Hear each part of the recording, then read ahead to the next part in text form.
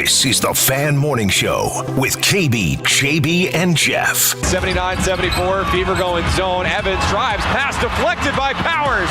Powers ahead of the pack with Young chasing her down. Powers lays it in. And unbelievably, it's a one-possession game. Fever can tie or take the lead. Far sideline. Pull the inbounder. Scanning. Bounce pass. Gets it into Sims. Wilson trying to go for the steal. Sims driving. Shot. Good! 6 seconds to go in the game. It's tied at 86. Young handling at the foul line. Spins. Leaner off glass. No! Ball tipped in the air. No! Put 5 more minutes on the clock. This game is going to overtime. Pass, right block, Howard. She's doubled. Skip pass, Petty. At the logo, a dribble. Fires a three. It's good! Final score in overtime. Vegas 107, Indiana 98. And this Indiana Fever team in 2025 persevering through so much. They have been an absolute joy to coach. It's an incredible group of women, an incredibly connected group. They're a great example to everybody what it means to just put one foot in front of the other, to persevere, to welcome people into the fold, to not give in to circumstance, to lead with grace and dignity, to sacrifice for a greater good and a common good. I'm so thankful to coach these women. And I'm just thankful for this experience with them. What doesn't kill you makes you stronger. Well, good morning after a very late night for many Indianapolis fans last night watching the Indiana Fever, the Las Vegas Aces, a lot of Major League Baseball playoff action, all kinds of things going on. We are coming to you live this morning on the morning show from deep inside Lucas Oil Stadium, where we'll be talking a little bit later on today about the Horizon League and what they've got coming up for their men's and women's basketball seasons, and, of course, some big news regarding the NCAA women's tournament that we'll get to in just a few minutes. But good morning, Kevin Bowen. Good morning, James Boyd. Back in the studio. Good morning, Mark Dykton. It was a late night last night, James, and I will say this Fever team, battered, bruised, losing players left and right through the last month of the season. They just never went away. They came up an overtime play short of winning Game 5 in Las Vegas. It's crazy. That team just fought and scratched and clawed and would not go away. Vegas Aces finally got it done in overtime. But, man, what a performance, really. Yeah, it's certainly a team that I will never forget, just the way that they were able to rally together, especially after Kelsey Mitchell exits that game in the third quarter, didn't return. She had severe cramping from what Stephanie White told us after the game. But I'm not going to lie. I was like, oh, man, here it is again. You know, Tyrese Halliburton, they don't have the best player. They're going to start getting waxed, and they just kept scratching and clawing. Odyssey Sims, how about that? Probably one of the best games, if not the best game of her career, to get them into that overtime. But just ran out of gas there at the end. And then Chelsea Gray, she must be living right. I tweeted that last night because she hit some prayers that only God could answer in that overtime period to finally put out the Fever. But hell of a season, and really the epitome of a team. I think you can learn a lot from that, whether you are, a little kid watching them or you're an adult like we are, enjoying what those women were doing out there. Well, I know we all stayed up. We all watched it. And I don't know about you, Kevin. You've been here for a long time. There was a point where they brought the stretcher out, first of all, and you're like, oh, no. And then she kind of waved that off. They did help her off, and it turns out it was just severe cramping, so bad she couldn't even return to the game. But for a moment, you're like, what's going on with us? All the Andrew Luck injuries that kind of forced him to say, I can't do this anymore. Obviously, recent history with Tyrese Halliburton. And then the driving leader of your run here to what you hoped would be an upset in Game 5, and it was right there in the balance. Like, what is wrong with us here in Indianapolis that we can't have nice things? Yeah, there was an audible cuss word from Maddie Bone at about 11:30 last night when Kelsey Mitchell went down. Something to that effect of like, how? Why? To us again? And I sat there watching the rest of the game, and I'm like, oh, my gosh, they're not going away. I mean, here they are, having opportunities. I mean, if I'm not mistaken, I want to say they had at least a possession or two where it was tied or they were down just one or two, especially in regulation, as James pointed out. the Aces hit some just Herculean shots, frankly. I mean, come on. In overtime. I get those guards are gifted, and I know Jackie Young has lit up Indiana scoreboards for her entire life, but oh my gosh, some of those shots. The Aces made it overtime. So, the feeling when it was all said and done was a little Permian Panthers Friday Night Lights feel to it. Like you get all the way to the brink and then just all of the hurdles you had to clear, all the emotion that you saw. Certainly grateful that it looks like Kelsey Mitchell has avoided what, my initial thought was, James, which was certainly the Halliburton, especially when you see the stretcher come out. You're like, what the bleep is going on right here? So, in our market, we probably, and I would say it's for any small market, but maybe us as well, at times I think you want to get overly dramatic maybe with the storyline of kind of the local team, but I truly believe the two professional basketball teams here in town, you call it sappy, call it whatever you want, but they are two very inspirational stories. What we just witnessed this past season of resilience, of hard work, of overcoming anything, of never giving up. And in a day and age where people rip professional sports a lot, particularly professional basketball, that's pretty inspirational for all ages, particularly younger generations. So I'm sure we'll get there, but damn, just watching that last night, it's like, is this really happening again?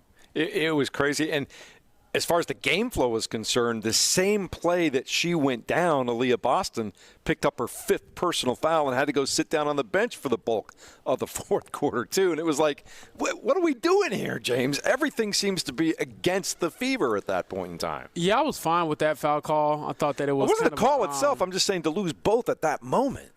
Yeah, absolutely. I'm getting to that. But, I think that call was fine. I was, hey, you set a moving screen, and I honestly thought that Kelsey should have waited a little bit longer to come across the screen. I can hear every high school coach in America saying wait because you put your big man in a tough spot there. But the foul call that got her removed from the game was the one where I was like, oh, my gosh. Like, I get the letter of the law. It is a foul. But I also think that if you don't call that foul in that moment, no one's going to be freaking out that you didn't call it. And so we've seen how physical the WNBA can be and the stuff they get away with. But I thought that last call – it's a loose ball, 50-50 ball. And, Aaliyah Boston, by the letter of the law, fouls Jackie Young. But, I mean, we're playing pickup basketball. They're both going for a rebound. Yeah, I'm like, no one wants to see that. So that was a huge blow. But, again, the response after that was even more impressive from this group. And I thought Odyssey Sims, can't say enough good things about her. You talked about her being like Lance Stevenson. Yeah. That was good Lance. That was good Odyssey last night. I mean, she took us on quite the trip, pun intended, because – everything she did down the stretch was pretty much money. And, for a second there, when Asia Wilson gambled and she broke to the basket for that floater, I was thinking, boy, like, in my mind, I was just hoping, like, or really thinking, if only that were like a 2-for-1 situation where you get the ball back, because I knew the Aces would drain the clock down, and my goodness, Jackie Young missed one she makes blank all the time. Yeah, And Jewel Lloyd had a great look. Exactly. Rebound, yeah. But then going to overtime, I did personally think that, like, man, you might have missed your opportunity just because eventually going to run out of gas, and I thought that they kind of did. And credit to the Aces, they made some crazy shots. Again, Chelsea Gray, prayers at the end of the shot clock, daggers, and then even Dana Evans, another Indiana product, she hits like a, step back mid-range jumper, and I'm like, you all haven't made these shots all game.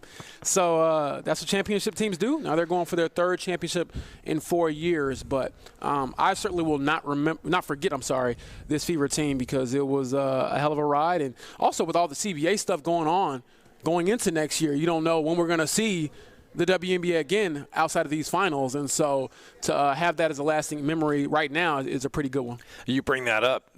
Pretty dramatic day for the WNBA in general yesterday. Nafisa Collier, in her media exit interview, just started with a statement.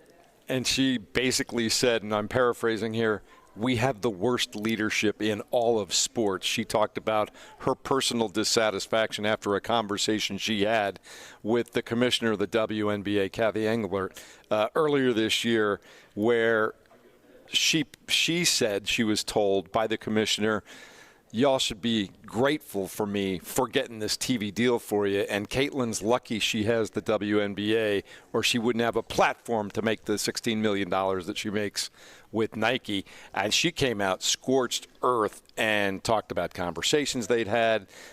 and literally called her, Kevin, the worst leader in all of professional sports. Yeah, she talked about Kathy Engelbert like I talk about Bally Sports. It was quite the statements, and she did not hold back whatsoever. Boy, will this be an interesting offseason for the W. You know, the CBA's got, a month left? Mm-hmm. Obviously, you would think, I don't know if the Fever will have exit meetings. James, I don't know if you've seen anything on that. I don't know if Caitlin Clark will take to the mic at all here in the next couple. It's been a while since she's spoken.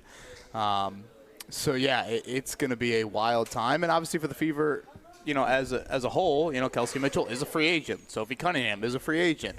Natasha Howard was on that one-year deal. I mean, I could save you the time. I believe the only two players they have going into next year under contract who's not an agent or restricted free agent are Aaliyah Boston and Caitlin Clark. Yeah, I think Lexi Hall might be restricted. Exactly. Yeah. I mean, and they can use the core rule with Kelsey Mitchell for the second and final last team. Year, yeah. So, which for those listening, core basically means like franchise tag. Like they can basically force her to play for them again, but I say force with air quotes because we know, at least from talking to Kelsey Mitchell, she loves her time here, and I would imagine she wants to come back. Yeah, the W has a long time off, when you think about how the schedule is. 8 months. October, to all the way to May. They're going to need seemingly all of it to get back on track here. And when your star of the league goes scorched earth, like you said, on your commissioner, oh boy. So Fisa Collier didn't hold back whatsoever based off everything that I witnessed at the W. I think she had a lot of validity behind what she said as well. Now, keep one little nugget in mind that Collier and her husband run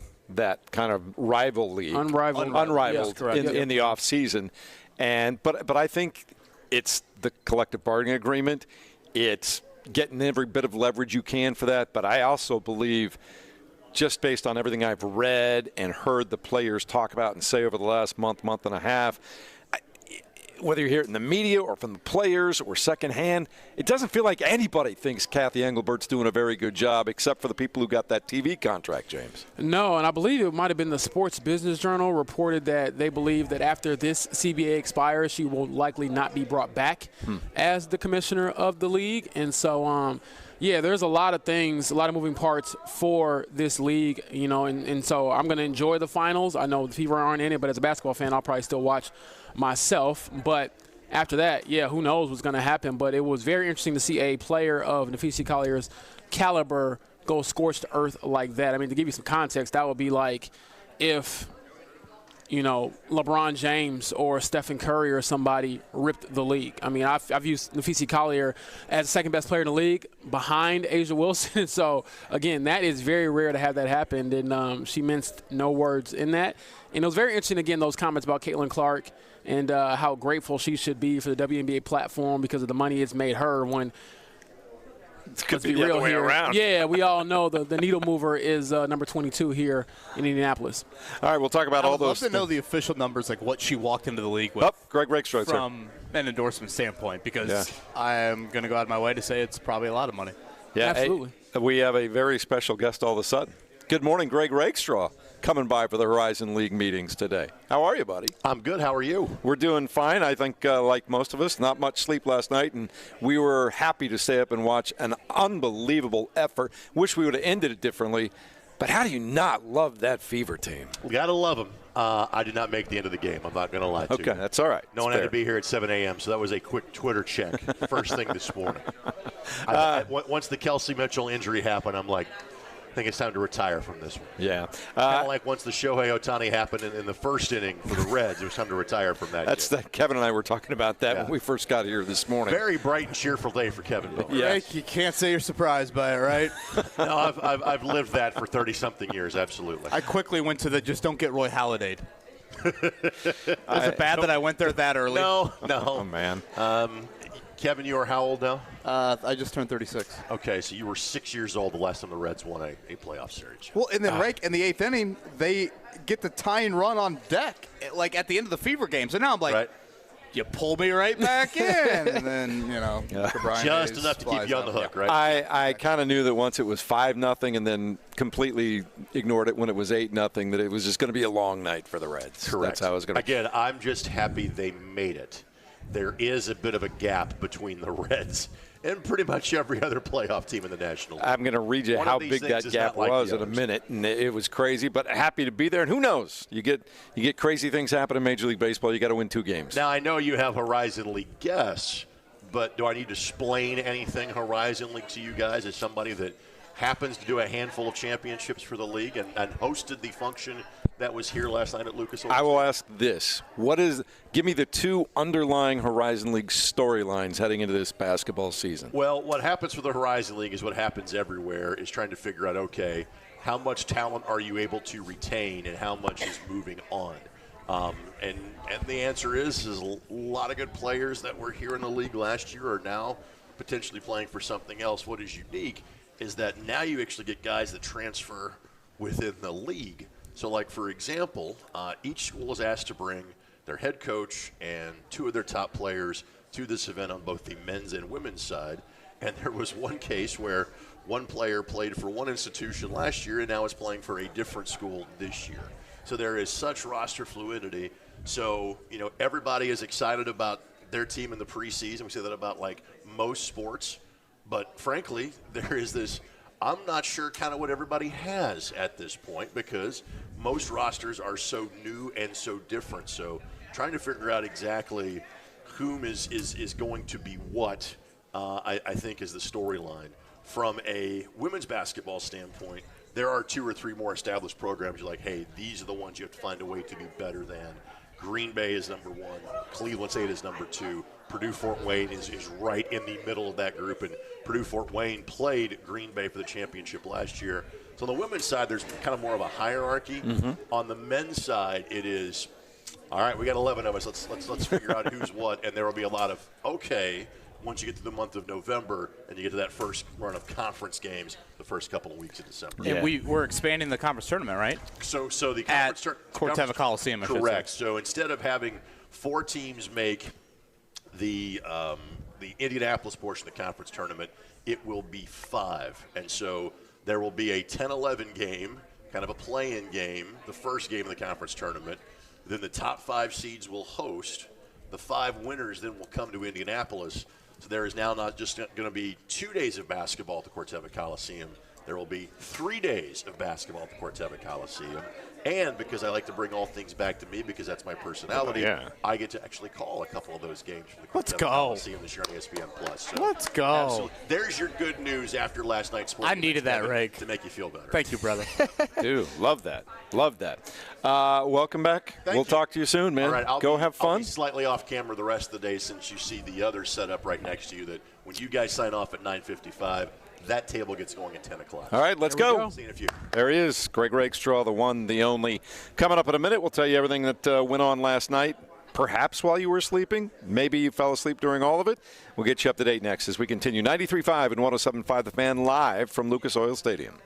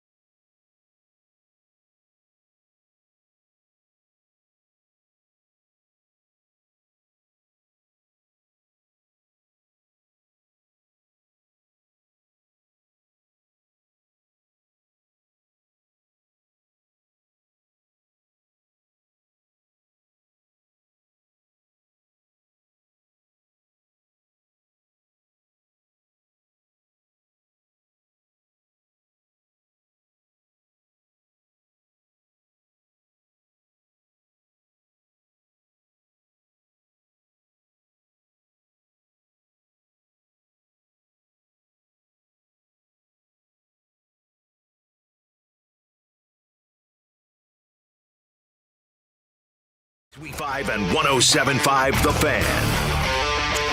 Well, good morning, everyone. In case you missed it last night, you're just waking up, you're just getting to your radio, you're just going in. What a valiant effort, but coming up just a little bit short. The Fever lose Game 5 of their their semifinal 5-game series to the Las Vegas Aces in overtime, 107-98. And James Boyd, they were throwing everything at the Aces right up until the fourth quarter when Kelsey Mitchell goes down with severe cramps, is not able to return. Aaliyah Boston on that same play picked up her 5th foul, had to sit down for a while, would eventually foul out later on, and they still forced overtime last night. Yeah, so Kelsey Mitchell actually went down in the third quarter. And so you're right, third quarter. Yeah, they didn't have her for the entire fourth quarter, but to your point, Jeff, kept scratching, kept fighting, and really showed a lot of resiliency, I thought, which defined their season, let's be honest. I mean, they had bodies dropping like flies, especially in the second half of the season. So to have that sort of performance on that stage on the road was pretty inspiring, and although just not enough to get over the hump. Kevin, how do you remember this 2025 roster and squad for the Indiana Fever? Yeah, there was a clip that ESPN actually showed twice for us as the game moved along. They showed Stephanie White in the huddle after the Kelsey Mitchell injury. That's how I'm going to remember this season. Hearing the emotion in Stephanie White's voice. You can hear her fighting back, frankly, tears, I assume, and just pleading with that team to give one more ounce. And they did. Frankly, it's not like this went, honestly, the Pacers Game 7 got away from them more than the Fever last night, if you want to compare the two injury situations. And, to be fair, obviously the Fever injury, as James said, occurred there in the third quarter. But that's what I will remember. Stephanie White, again, just in that emotional state of asking for her team to get off the mat one more time. Yeah. And they did. And that's what I will remember. Again, it's kind of a Friday Night Lights Permian feel to the storyline, unfortunately, that you didn't win at all. But truly inspiring, and I don't use that word lightly. I think in professional sports at times we want that, but it doesn't happen, and I think the Fever offered that for you this year. All right, so that's the end of the line for the Fever. It'll be the Las Vegas Aces and the Phoenix Mercury in a best-of-7 WNBA Finals that will start later this week. All right. I have a question. Yep. So, as a Fever fan, do you cheer against the DeWanna Bonner and the Mercury, or do you just not watch it all? Is that how it goes? Because I'm like, do you cheer for the Aces to beat the former teammate who was here, who left you and now is in the finals? I've thought about that. I will be booing DeWanna Bonner. You got Indiana connections, right? With the Las Vegas Aces? Las Vegas, true. Other than when they're playing Joel Indiana. Lloyd, Jackie Young. Okay. I like the Las Vegas Aces other than when they're playing the Indiana Fever, to be fair honest enough. with Dana Evans also an Indiana native, so okay. All Just right. checking. Meanwhile, Major League Baseball, the wild card in both leagues gets underway yesterday with 4 games. The Chicago Cubs hosting the San Diego Padres, and the Cubs got the first run of the game. Well, not the first run. But they got the first win. Well, that first win, but did Seiya Suzuki not get a solo home run just rub in it that out one? a little bit more? Man, I thought we were playing the Suzuki highlight there. Well, they were down 1-0, so then they ended up getting the first home their run. first run. Yeah, Mark, I'm with you, brother. Yeah. All right, so the Cubs win 3-1. I'm not playing your stupid highlight, Mark. Oh, How now about I'm playing the that? Carson Kelly. Go ahead. Kelly with a high drive to center field. Merrill is back. Sheets at the wall. And this one's gone. The Cubs smash out of their slumber with back-to-back home runs in the 5th. Suzuki and Kelly. There you go. There you go. I'm trying to give you credit for the first run of the wild card, and that's what I get. There we go. Cubs win 3-1. They're up 1 game to none. These are all best-of-3 wild card series. And, Kevin, you and I didn't need the 2 screens very long last night, did we? The Reds are dead. Just dead. I see what he's doing. You see what he's doing there. I mean, absolutely dead. Yeah, a little reverse jinx there. Otani, first batter of the game for Swing 100 and a line green drive. yard. Rip, right Mark, field, back, didn't we need it? gone! Lead-off homer. I love how Jeff said, he's not going to play the audio. It's like, I don't know if we control those things, over the Jeff. right field fence. Yeah, you guys are out of the building, so I run this thing right now. You guys have no control over anything. Mark, you want a to? Do you want to hear the second Otani home run? Kissing my ass. No, I don't want it. Because I was feeling good. Well, that feels good. Look out. This may leave the park. Wow. Otani's second of the night. And the Dodgers are feeling great. It is 8-0. By the way, I know we'll talk a lot about the NL. How about the pitching efforts in the AL? Yeah, let's talk about that. I mean, the fact that Crochet for the Red Sox, he was terrific. 17 pitches. His final pitch of the night registered at 100 on the radar. Screwball for the Tigers. I mean, think about those two efforts that they give their teams. And we talk so much about pitch counts and this and that, and, you know, guys exiting early. What game one efforts, both on the road, of course, from each of them there. And the Yankees bullpen looked like the Yankees bullpen there as the Red Sox finally got to him. And then Aroldis Chapman still showing plenty left in the tank there. The bases get loaded, and he gets out of that jam. So really an epic day one of Major League Baseball outside of the Reds. Yeah, the Red Sox win that one 3-1. The Tigers, talk about pitching performances. Tarik Skubal, man, he was terrific as well. 7 2/3, 1 run, 3 hits, 14 strikeouts last night. I guess afternoon, it was an afternoon game, but Tigers win it by a score of 2-1 later on today. Padres and Cubs, game 2 at 3 o'clock. Reds and Dodgers, same time as last night, game 2 at 9 o'clock. Tigers and Guardians at 1, the Red Sox and Yankees at 6. Mark, is there anything else? I'm going to let you speak now, and then that's it for the rest of the show, so go. Oh, well, I think I can turn you off over here, and you won't have a show the rest of the time. No, the Cubs look pretty good. I think they came out of their slumber. Can you clean up and close out the Padres later today? That would be nice to see. So we'll see. And can your Reds get a win? I mean, they didn't show up yesterday. Are you guys calling the series over, or are we going to get a W here? It's never over. Well, it will be if they lose. Over. Thanks, Mark, for that enlightening. The Reds didn't show up. Well, no bleep, man. What else you got for us here? The sun just rose from the east? I can't tell. There's no windows in here. All right, Indianapolis Colts yesterday, starting to turn the page and get ready for the Raiders. I guess it'll be later on today when we get some injury updates on guys and who might be able to play this week as opposed to last week, right? Yeah, back to practice later today. So, yes, Kenny Moore II, Alec Pierce, Matt Gonzalez. You know, James, I think that was kind of an under-the-radar storyline on Sunday. I thought your offensive line probably had the worst day in protection this season. I thought Dalton Tucker at right guard struggled a bit here. So anytime you're facing Max Crosby, that is something certainly to keep an eye on. So, yeah, injury updates coming today, and we'll see if there's anything more. A.D. Mitchell, Xavier Howard, both, I guess, still on the football team. The Colts made a roster move yesterday, and it didn't involve either of them. Cam McGrone, unfortunately, from a local standpoint. Yeah. Lawrence Central product. He did get cut yesterday. The Colts claimed a linebacker from the Cowboys. They have played a ton of linebackers this season, ex-Zaire Franklin, but Cam McGrone did get cut yesterday.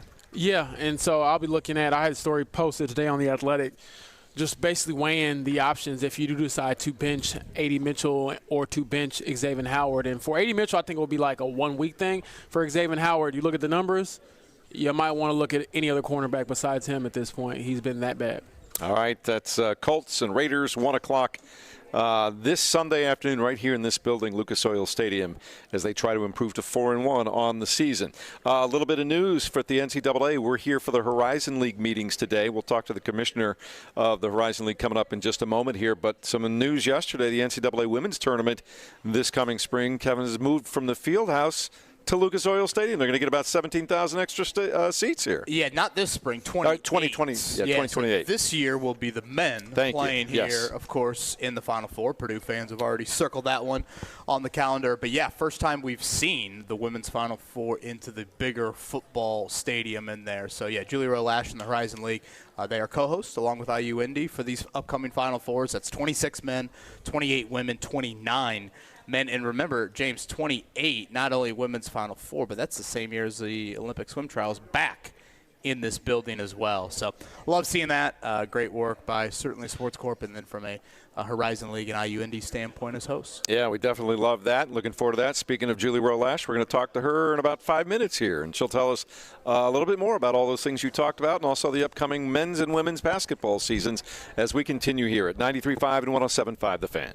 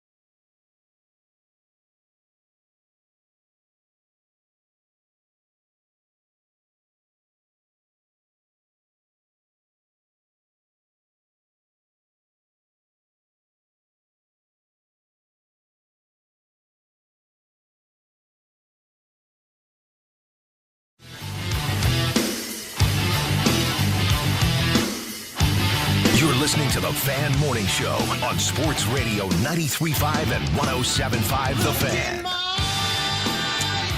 We've already made it to Wednesday morning, and we are deep within the basement of Lucas Oil Stadium, field level, I guess you'd call it. And we are here for the Horizon League meetings. They got all kinds of men's and women's basketball and winter sports coming up in a minute.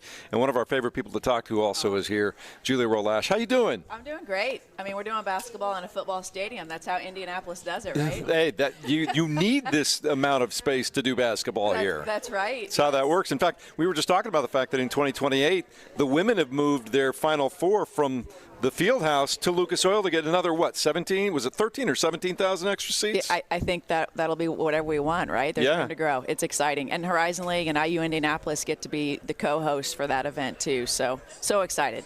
Yeah, good stuff. Yeah, you guys will be super busy, 26, 28, 29. I don't know what we're going to do in 27. Final Fours, I know, exactly. Yeah, there you go. Yeah, Cabo. You guys do Cabo Maybe the plan first a week vacation. of April. Yeah. Right.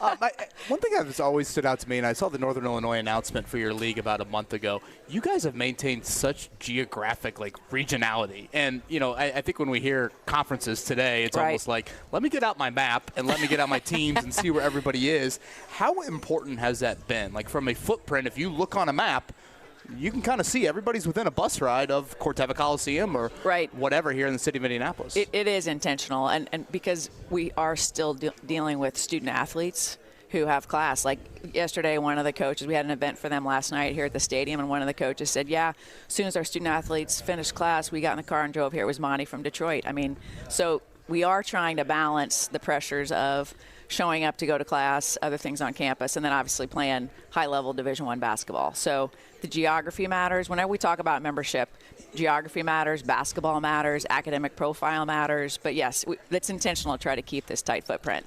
Julie, the decision to expand your conference tournament, can you explain a little bit more of why that was important for you all to do? Well, our coaches have been clamoring for that now for a few years. I won't surprise you, James. Want a chance to get in the dance? Well, and, we do our early rounds on campus, which has been great with the quarterfinals because the top 4 seeds are hosting. It's usually packed arenas, and then they're punching their ticket to come to Indy. What we keep hearing from coaches, though, is Indy's made this such a great experience for the student athletes. They want to bring more teams here. So that's what they've been pushing for. So we said, all right, what if we jog before we run? So let's expand it into just adding 2 more games on Sunday. If the bracket holds, it'll be a 4-5 game for both men and women. And I think we can bring maybe a larger Indy crowd with a Sunday afternoon doubleheader. So we're still figuring out the details of it, but I think there's some real opportunity here. And then could we grow beyond that? I sure hope so. I mean, it's got to make sense financially, but I'm excited about what this year could bring. Last year I went to the men's championship game. Refresh my memory schedule-wise. You guys do, is it the women around 2:30 for that championship game and the men at night? Is that still going to be the women were at noon on ESPN2 okay. last year, and we scored big with getting Debbie Antonelli as our analyst on that game, and then the men are at 7. And that'll be the same format? Yes. Okay. Yeah. Julie Rolash, the commissioner of the Horizon League, sitting with us here at Lucas Oil Stadium today. You guys deal with it just like everybody else, kind of in your own unique way, but with all the student-athlete movement these days and the NIL and all that kind of stuff. We talked a little bit about it last year at the tournament, but we were just talking to Greg Rakestraw, and nobody knows what to think about the men's field this year because there's been so much movement. How do you see that from your office playing out? Yeah, it plays out in a lot of different ways. And one, of course, our coaches, we love to honor our student athletes with first team, second team, third team all-league. But now we've just created a roster for other programs to poach. Right. And so it's a double-edged sword. Of course, you're still going to do the right thing and honor your top players. But of those top players, a lot have gotten the pretty lucrative NIL offers to go play Power 4, which great for them. And then hats off to our coaches because they go out and they recruit. Both they bring in high school talent, but we've got a lot of talent coming in from the transfer portal too. I mean, the portal it's a two-way street because at the end of the day, student athletes want to play. Yeah. And if they're in a program where they're not getting their playing time and they know they can come here and have an experience on ESPN and play in major cities, that can be attractive to them. So it's still tough. I mean, the uncertainty is become just a fact of life. The NIL aspect of it, though, obviously you don't have the budgets that an SEC team has or a Big Ten team has. So for your programs, What's been the most difficult part of navigating NIL?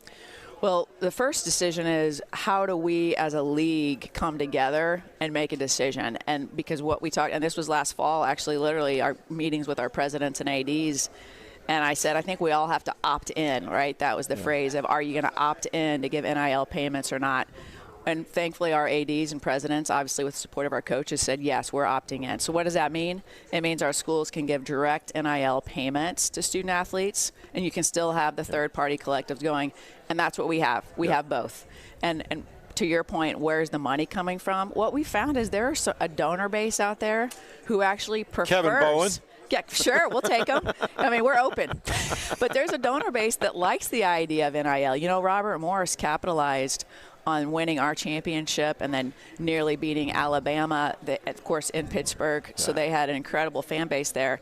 That was like a launching pad for their NIL efforts. Wow. Julie, it's probably a question that commissioners around college sports in your position think about, and it's probably a bit of an unfair question, but if I gave you the crystal ball and said 5 to 7 years, where are we at in college athletics, and where's the Horizon League at within that footprint? Do you have any idea? Like, do you have confidence in predicting what that could look like? Because it seems like so much unknown. Right, yes, I agree with that. I do think we're still going to have college sports, because that's one question of, and I think a reason for that is the Horizon League, we've been leading a 10-conference effort in a coalition in Congress. I feel like I've now gone back to school and back to law school with constitutional law lately.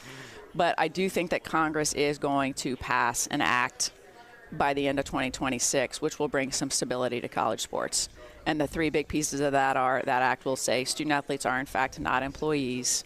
Federal law preempts state law. So these state laws that pop up that say you can do this, you can do that. Nope, we need to recalibrate on that point. Sure. And then we need a little bit of liability protection from all these lawsuits that keep coming towards Division I and the NCAA. So if those three things happen, which I think they will, I am an optimist, but I think that'll happen, then the question is, okay, how does NIL continue to unfold in this space? I think student athletes will continue to obviously get paid as they should for their NIL, but I do think it's going to stabilize a bit. So student athletes will be employees? No, not employees. No. Just continue to get paid for their name, image, likeness by schools, by third parties, do the deals, which I think is a good thing.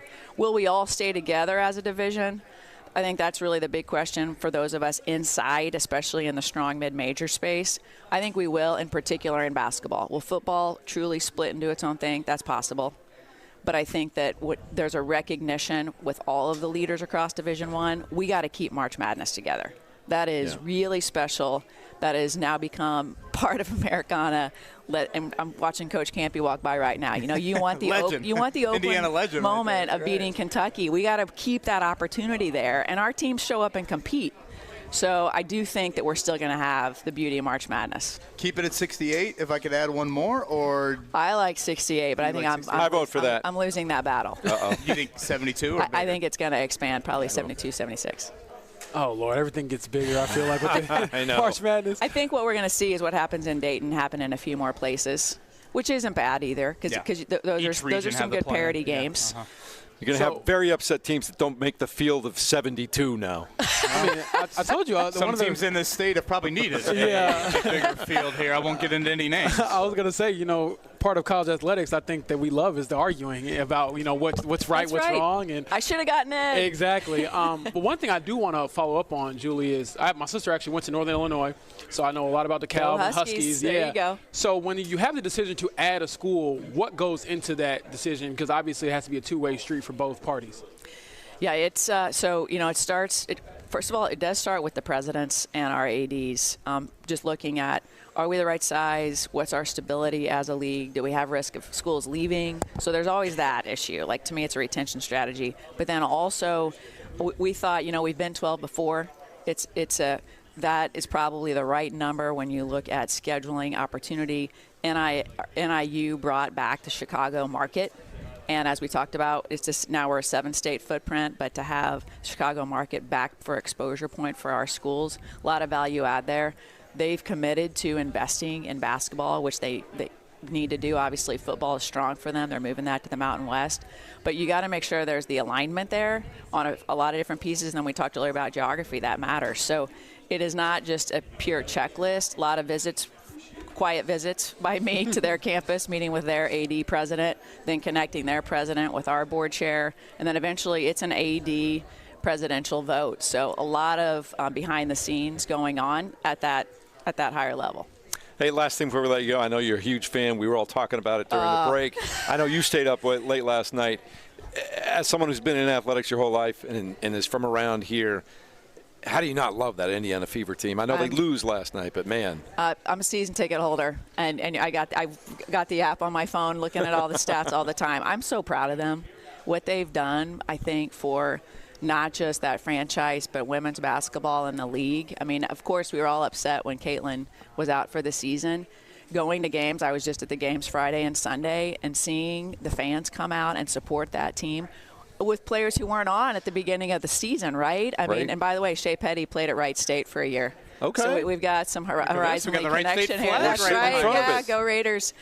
She had some big moments last night. She did. Her and Odyssey. I mean, and of course, I mean, Kelsey's just and Aaliyah, true all-stars. I mean, I'm just so proud of what they did. Of course, we wanted them to make it to the finals, but you got heads held high right now. And you think about the beginning of that fourth quarter. Aaliyah Boston's on the bench with 5 fouls. Kelsey Mitchell's back in the locker room being tended to with severe cramps. Sitting next to Aaliyah Boston, you have Caitlin Clark in street clothes. You have Sophie in street clothes. Sydney Colson's not there. And you're going, how is this team in Game 5 of the Eastern Conference? Or not the Eastern, I keep saying that, but the semifinals. How are they doing that? Against the Aces in Vegas. I mean, it's insane. And that team is so stacked. Like, to me, that was – and that, again, Steph White. I mean, you talk about what she's doing in that locker room to bring that team together. That's just I think hats off to her from a coaching standpoint. Yeah, thanks for stopping by. Go ahead. I was just gonna add this on Steph. You know, they flashed up the graphic last night. You had the number 1 scorer in Indian high school basketball, and Jackie Young. Stephanie White's 4 all time. Oh wow. Dana Evans is 5. And here they are playing off in the semifinals. And I mentioned this a little bit earlier, Julie. Like, they played that audio of Stephanie White in the huddle post Kelsey Mitchell injury. And that was just like, inject that into my veins. Like, that was I'm getting chills. I just got chills from and like hearing that. I'm like, and I was watching the game with my wife, and she's like, "Oh my gosh, they're gonna do this!" Like yes. it kind of had that. Yeah, yes. You kind of felt like they were going to. That's right. Usually, I'm not one that immediately goes to the movie side of it, but it's hard not to watch that all unfold and think it was truly a movie-like season. So I just thought that was a really cool moment. We're fortunate to have them. Yeah, I mean, and sky's the limit, obviously, in terms of the future. All right. Thanks for stopping by, as always. I'll be renewing my season tickets. Yeah, I would imagine so. A lot of people today are going to be hitting that button. That's Let's right. go. Thank you. Thanks Julie Rolash. Thanks for coming by, as always. Thank you. Probably talk to you again around the tournament time, Sounds right? great. We're ready. Sounds good. Here we go. We're live at Lucas Oil Stadium this morning. Horizon League having all their meetings here, media days, and all those kinds of things. Wintertime sports, men's, women's basketball, of course, getting ready to start. And we'll talk a little bit more about that later on today. But I do want to turn our attention a little bit now to the Colts. They need to today is kind of like turn the page day, right, James Boyd? You've done everything you can do with the Rams. Now you just got to move on to the Raiders at this point. You can't harp on it too much, but I'm certainly curious to see, again, Jeff, just the fallout from that game in L.A. because you have decisions to make when it comes to AD Mitchell and Xavier Howard. And I would lean probably more toward Xavier Howard being the bigger issue because AD Mitchell, you look at the snaps. I want to say he played more snaps against the Rams than he did in the first 3 weeks combined with the healthy Alec Pierce. And so if you decide to bench him for a week or not play him, I would understand that, and it really wouldn't, in my opinion, affect you as much as perhaps you deciding to move on from Xavier Howard because he plays a much bigger role for this team. And so far, he has not played that role very well. I believe when he was getting targeted last week, gave up 96 yards in coverage, 6 of 9 passing. The passer rating is through the roof. And then 2 weeks ago against the Broncos, I was looking at Pro Football Reference. They have it at 7 of 7 when targeting him. And so that's just not tenable for a guy you relying on to be such a big role in your defense. Well, again, you can question, obviously, Geno Smith's level of quarterback play, but Geno Smith's a veteran in this league. Next week, Kyler Murray. The week after that, Justin Herbert. Those dudes ain't idiots. Mm-hmm. If number 4 is on the field, they're going to pepper him with those targets. So I think that's the storyline. I guess we should mention, because I know people asked us, I mean, A.D. Mitchell and Xavier Howard are both still on the football team as we sit here on this Wednesday. And typically, James, you make your roster moves by Wednesday. You know, the Colts are back to practice today. And to be clear, I didn't personally think that either one was going to be like cut. I'm referring to the questions but that we did get. They are both still here. I do think the Lou Anarumo, some of that audio that he shared with us yesterday is worth getting into maybe here coming up in the 8 o'clock hour. And I guess my bigger picture question, and I guess it goes to both Howard and Mitchell, probably more Mitchell, James, is this. In Shane Steichen's eyes, was the accountability he had A.D. Mitchell do on Monday, speak to the team, speak in front of the team, is that enough? Or is there more? Like, we always hear the buzzword accountability, and coaches, you know, it's one of the core beliefs. We got to be accountable. Yeah. I need to be accountable. Players need to. So is speaking in front of the team enough for what A.D. Mitchell did or has done? Because, frankly, I think there's more than just one action. Or does Shane Steichen think there needs to be more there? And to your point, yes, A.D. Mitchell, when everyone's healthy, he's not playing a very big role. But do you take it a step further? And a step further would be having him inactive for a game, in my opinion. Yeah. Does he feel like accountability needs to be acted upon more than just, hey, 2 minutes in front of your team on a Monday morning? I'm very curious to see the reaction to that. And I will say it sounds like A.D. Mitchell took it upon himself to stand up before the team, not, Shane saying, hey, you got to nudge him. I'm like, all right, get up, man. You got to say something. So he took that initiative himself from my understanding. But to your point, Kevin, I have like the Kendrick Lamar TV Off song in my head. And in the song, he goes, it's not enough, and over again. So I'm not sure if that is enough, because this isn't the first time that AD has made sort of like the mental mistake that is a big one for this team. I mean, that's kind of defined his career so far. Unfortunately, I was going back through the transcript from Shane Steichen saying, hey, this mistake doesn't define you as a person. And that much is true, but as a player, it does. I mean, when he made that play, all of us were like, oh, yeah, you would be the one to make that play. And that's an unfortunate circumstance for A.D. Mitchell. And so, again, we asked Shane Steichen about it. We'll ask him again today. But he was non-committal about him being active in Week 5 against the Raiders. How much that has to do with the health of Alec Pierce, though, at the end of the day? Like, if Alec is ready to go, it's easier to sit him down. Right. That is certainly a part of it. And, again, James mentioned the snap counts. I want to say he played James, I want to say it was like 8 or 9 snaps, one of those games the first couple weeks of the season. I forget which game it was. So, yes, when everyone is healthy, obviously Michael Pittman Jr., Alec Pierce, and Josh Downs are dominating those wide receiver snap counts. And often Ashton Dulin is pretty similar to A.D. Mitchell anyways. I guess the question would be, Jeff, does Ashton Dulin eat up even more of those, number 4 wideouts? And I will say this, Ashton Dulin is way more reliable. And play special teams. Exactly. So he might not be as talented, and I don't think he is physically as gifted as A.D. Mitchell, but it comes down to similar to what you want at quarterback. Do you want the more reliable guy who may not have the highest of highs compared to the other guy, or do you want to still give A.D. Mitchell a chance to kind of grow while still playing this upcoming week? So we'll see for sure. But one thing I do want to pivot to real quick, Kevin, is the interview with Lou Anarumo. So that the information we were sort of able to glean from Shane about the possibility of A.D. Mitchell not being active, that was interesting. But Lou, I mean, we're asking about Xavier Howard, and we heard everything but the fact that you could possibly bench him. And so it sounds like he's still, in that camp. And I get that publicly you should probably say these things, but I think that it would probably be a really, really hard thing to sell, putting Xavier Howard back onto the field as a starter, because to me, he just hasn't produced like one. He's been very, very poor in coverage, and it's not just the eye test. I mean, every stat you look at, every site you go to backs that up. But when we were asking him, I asked him point blank, is this tenable? And he was like, well, we evaluate everybody. It's a team effort. I got to be better. We got to be better. He gave a lot of credit to the Rams, and I'm like, okay, but, Geno Smith isn't a scrub. This isn't a guy who you could just throw anybody out there against, and he's just going to be okay with that. So I'm very curious to see what that means for Xavier Howard and how they hold him accountable, because through the first 4 weeks, I would honestly say he has not earned the right to be a starter in the NFL. What's crazy, it makes you wonder what they see in practice from their younger guys that are not getting a lot of play right now, where so far Lou Anarumo is like, I'm not comfortable putting that guy out there quite yet. Does that speak to you a little bit, Kevin, that they're not comfortable with their younger guys, that they're not utilizing all that much? Yeah, I mean, maybe that is something to do with it, but, to me, I don't think. Versus just hard-headedness? I don't think it can get any worse, frankly. I mean, James has pointed out the Xavier Howard numbers. I want to say the passer rating's like 120-something when targeting him this year. For those that don't keep in track of passer rating, that is historic. I mean, that it goes up to 150. So anything over 100 is Lamar like Jackson has the NFL record just over 100. And we're talking like 102 versus like 120. So, but as James said, we can get in this audio more in the 8 o'clock hour. We'll ask Stephen Holder about it on the other side.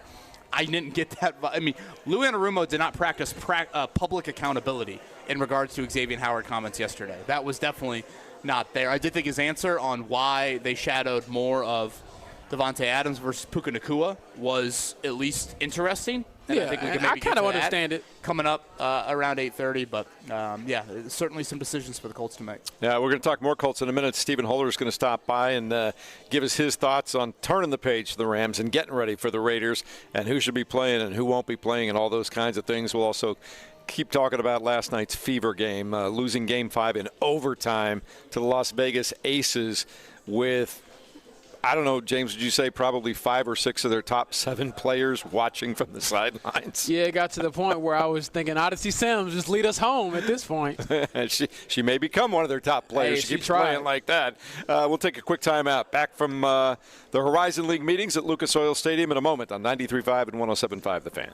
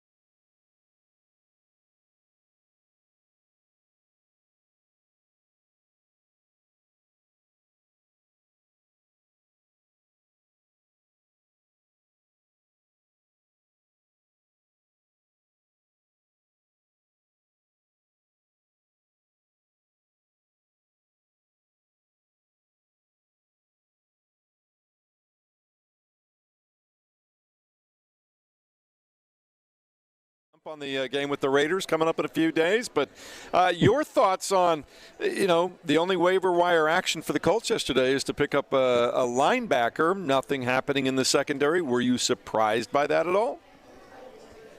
No, not after talking to Lou Anarumo, their defensive coordinator. I wasn't surprised. I mean, I thought that I don't think he said quite plainly that we're not making any moves, but he certainly didn't indicate that anything was going to change. Look, ultimately, Xavier Howard is in Indianapolis because of Lou Anarumo. And, I mean, certainly Chris Ballard has told me he has a history with him, too. When he was a scout, he scouted Xavier Howard and was definitely a big proponent of having him on his team back then. But that was a long time ago, and I don't think there's any relationship between then and now. It doesn't matter. He was a great player. But if you watched Sunday's game and didn't walk away thinking to yourself, what are they doing, then I don't think you were watching. I don't know. I think it's absolutely insane. Steven, as we sit here on this Wednesday morning, I guess we should note both guys are still on the football team. I didn't really have much debate about would they be, but I know some people were asking those questions. Right. So now I'll go to the next step. A, B, or C? Xavier Howard, A.D. Mitchell. A, they're both benched for Sunday. B, neither are benched. Or C, one is benched. I think Alec Pierce comes back and A.D. Mitchell plays very little, if at all. And I think Howard still plays. But he does dress and he does play. Maybe plays, but sparingly, yeah. But, of course, that should be his role anyway, or that was, I guess, supposed to be his role. Yeah, we're getting politician answers here from Stephen Holder this morning. I just don't think they're going to do it. Already knew. He barely played. Yeah, I don't think they're going to do it.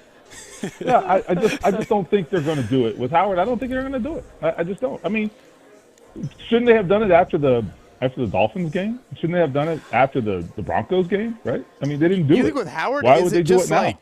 Is the Howard stuff just like hesitancy with Jonathan Edwards? I mean, you could even avoid Edwards if you really wanted to. If you're nervous about an undrafted free agent, which, to be fair to Edwards, the man played, 5 snaps on Sunday, and he made a play when he was out there, more than Xavier Howard's done. You could, and this is with Kenny Moore out, you could roll with Travaris Ward, Mekhi Blackman, and Mike Hilton. Those could be your three corners. So you think it's more of just like depth chart hesitancy? Like that's the issue there? Well, so what I've been told, and this is always going to be true with Lou Anarumo, he will take veteran over young player pretty much 9 times out of 10. Now, the argument could be maybe this is that one time because it's so bad. But I don't know. The history there tells us otherwise. Now, Jonathan Edwards, I would tell you, he's someone that I have repeatedly, and I'm sure you have as well, I've repeatedly heard good things about him and that they like him and they think he has a bright future. To which I say, well, let's see it. I get it. He's probably not completely ready. But, I mean, ultimately, did they think that Jalen Jones was ready when they put him out there as a 7th-round pick and he ended up becoming a starter for 2 years? And I know he's hurt. And him coming back, which could happen, I guess, as soon as this week, but him coming back would certainly help them.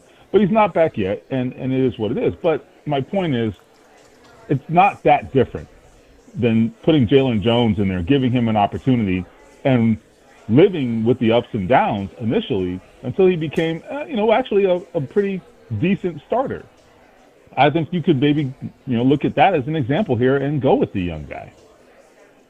Absolutely, Stephen Hall. I think that is certainly something to think about. And really, I just go back to what everyone said about Lou coming into this. I get the whole he likes veterans over young guys.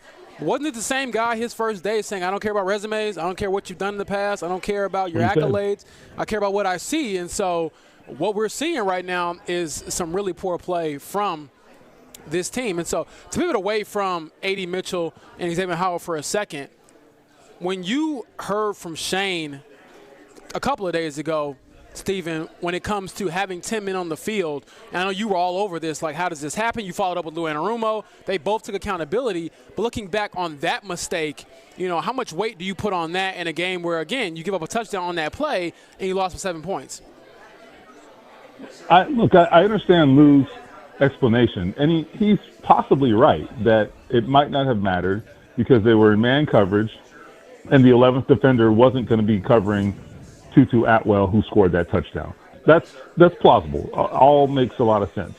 But you can imagine the confusion that the missing defender created out there and the apprehension before the snap. None of that helped you.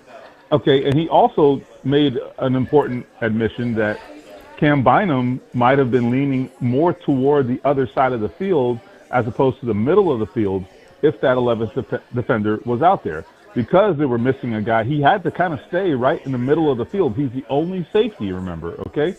So if you're worried about Puka Nacua killing you, you can't go and cheat toward the other side of the field, which he might have otherwise done if Puka Nacua was double covered, which he was not because they were missing their 11th defender. Because how that happens in the NFL, I have no idea. In that scenario, off of a timeout, I think it was an unforgivable situation, absolutely embarrassing, humiliating, and they should be shamed.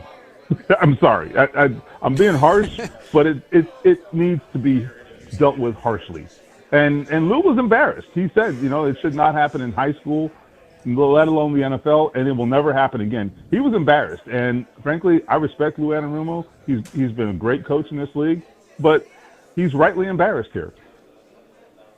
Stephen Holder joining us on the Payless Liquors hotline. We are live from Lucas Oil Stadium for Horizon League meetings, but of course this building will host the Raiders and the Colts on Sunday.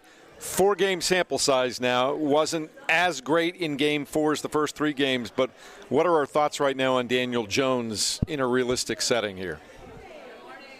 I actually feel exactly the same about Daniel Jones as I did going into that game.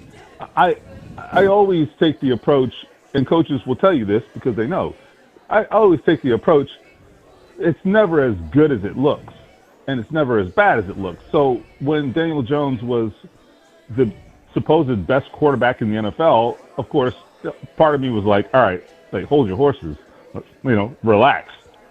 But I think we saw a more realistic example on Sunday. But frankly, I thought he was fine. He had an overthrow on that first interception. That was on him.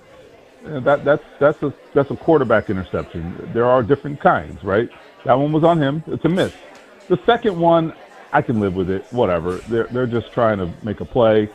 It's a last minute situation. Those things happen. I'm not going to beat the guy up over that. I thought outside of that he was fine. You're not going to light the world on fire every Sunday. That was the best defense they have played by far. So, to come out of that game feeling like, all right, that was an acceptable performance, I don't have a problem with that. So I think offensively, they're fine. They are fine. I thought that their offensive line had certainly more struggles than they have had, but I also think that's to be expected. That defensive line is really good, the one they just faced. So, no, that was fine. I don't have any big flags or red flags offensively. I can live with it. Of course, the voice of Stephen Holder, ESPN, with us here on the Payless Liquors hotline. Stephen, I think maybe the most encouraging sign from Sunday was what Latu showed, and I feel like his emergence, it probably speaks for itself. But right now, with what you are getting and probably not getting from the other defensive ends, Kwity Paye maybe atop that list, I think it's vital Latu becomes the guy. And I thought on Sunday, I thought he really, really showed a ton of promise. I think that was the guy they have been promising us. That was what we saw on Sunday.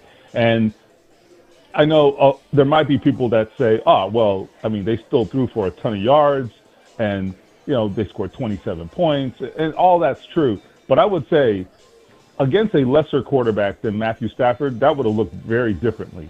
Okay. And part of the reality is that Matthew Stafford is one of the toughest quarterbacks you've ever seen in your life. You can't phase him. If you're playing a different quarterback, they don't handle it They don't handle that consistent pressure from Latu nearly as well as Stafford did. So I think that's a factor here. We'll take that into account. And just honestly, I think putting it on tape, it says something to your subsequent opponents. Now they have to start to make some choices. Like if this is who he's going to be, Latu, then okay, it's easy for us to double DeForest Buckner, who had been getting doubled at ridiculous rates coming into that game. But it's easy to say, okay, we'll slide the protection to 99. But if that comes at a cost of Latu beating you and taking over the game, well, that's a tough decision now you have to make. So that's the kind of thing you want from your defense. You want to keep those other coaches up at night, and he can do that. Stephen, thanks as always for stopping by, man. We appreciate it, as you know, and we'll see you. I will see you on Sunday. I suppose the guys here will see you later on today. All right, you got it. See.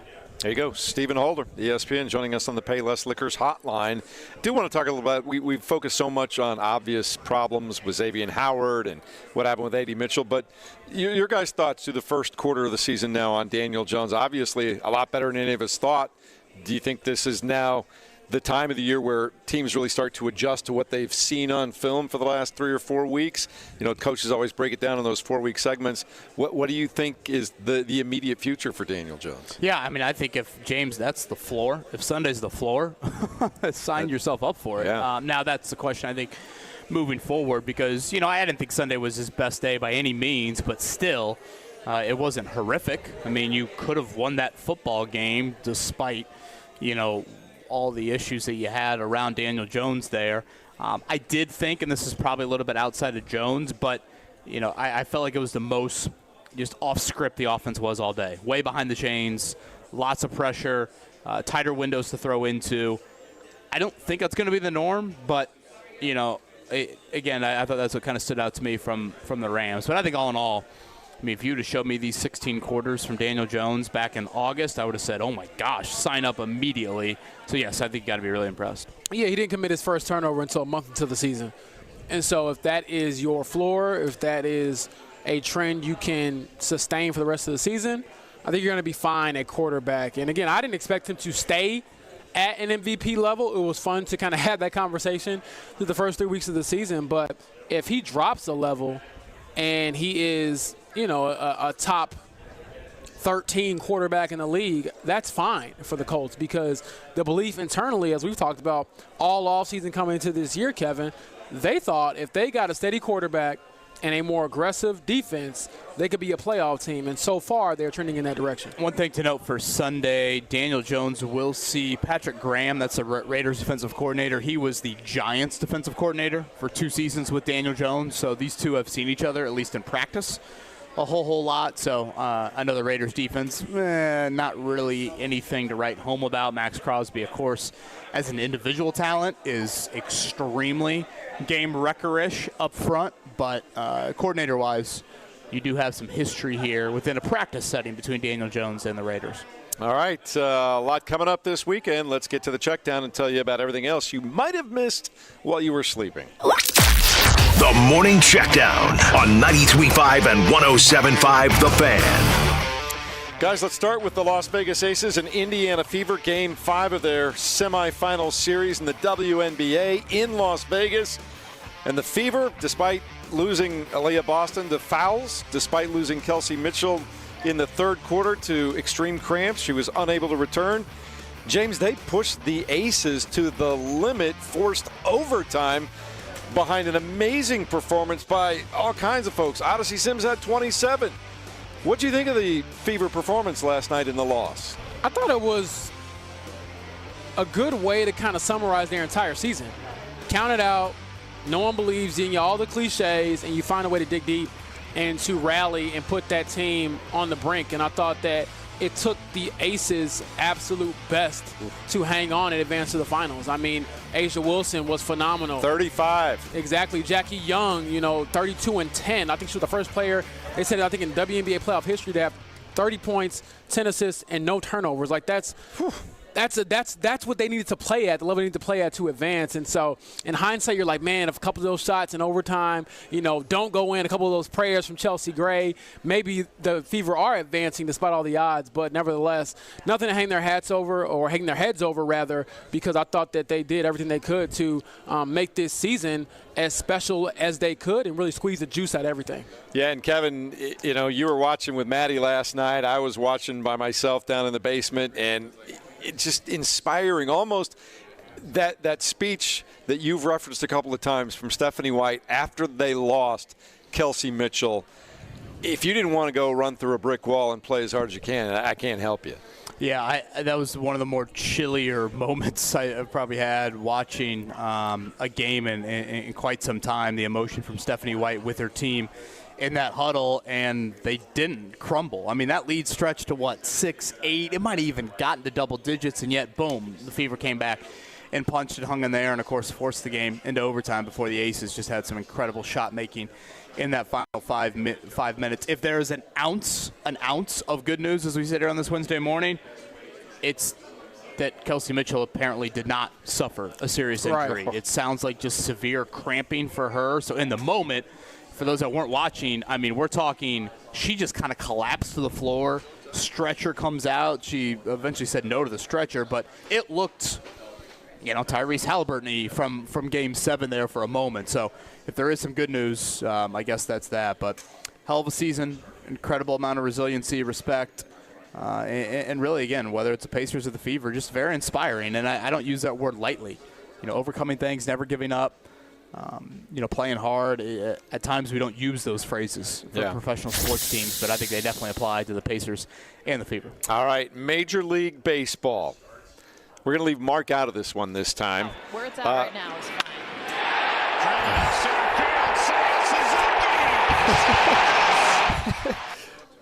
I'm sorry, you're saying what now? What happened with the Cubs and the Padres yesterday, Mark? I'll just let you do it. James Boyd's little laughter at Mark Dykton's immature actions just pisses me off. Padres are up 1-0. Seiya Suzuki hits a home run to tie it. Very next batter, Carson Kelly, he goes yard as well. Back-to-back jacks for the Cubs. They got an insurance run late. 3-1 winners. 1 win away from knocking the Padres out, and a date with the Brewers. There you go. How'd your Reds do again? Right. Can't remember. They had a little trouble with Shohei Ohtani and the Dodgers last night. I think that's fair to say, right, Kevin? Little trouble? The Reds are dead. They stink.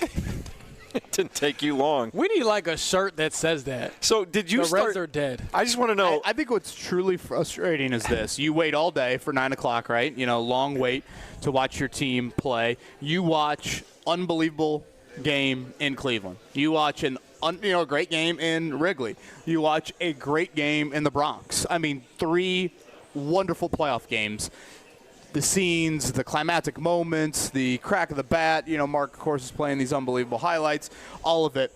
And what happens with the Reds? Ohtani home run, first batter of the game. Next thing you know, it's 5-0. And I'm thinking, should they bring in a position player to pitch the rest of the game? That's what I was thinking. Did you immediately after the leadoff home run by Ohtani say, the Reds are dead? My initial thought was don't get Roy Halladay. And Blake Snell was absolutely terrific. So, yes, epic day, though. How about the AL?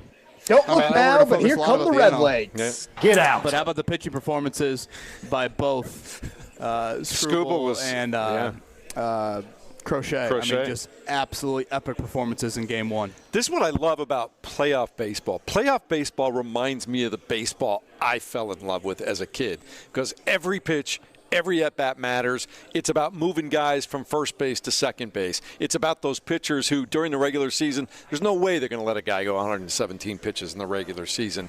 But he's on his game. He's rolling. In fact, it bit the Yankees last night. They had a pitcher that was pitching pretty well, too. They took him out, and they ended up losing. And then you have a classic closer coming in for the Red Sox. As you said, he's not dead yet. Throwing 100+ still. Loads the bases with no time, but then he gets himself out of it. Yeah, that's what he does. Or Oldest Chapman. So, yeah, it was great baseball. The Tigers did beat the Guardians. Remember the epic collapse for the Tigers, but they got it all back in one game, didn't they? That's the beautiful part about the playoffs. The last month doesn't matter. It's all about right here, right now. So that's what we have. The Tigers won yesterday. Red Sox win later on today. It'll again be the Tigers and Guardians at 1. Who's playing at 3 o'clock, Mark? Cubs and Padres. All right, at 6 o'clock, the Red Sox and Yankees. And then the Reds and Dodgers once again at 9 o'clock. I got this dude in the YouTube chat. Kevin, let Mark enjoy. Enjoy. Shut that. What in the world? Mark what do has you mean? fans. Yeah, what do you mean? Let Mark enjoy anything Mark's got here. fans. I'm Mark's enjoying got my fans. Cubs team. You guys are enjoying your Reds team. I don't know what the issue is. All right, let's talk about the Colts for a second. They are back at practice later on today over at West 56th.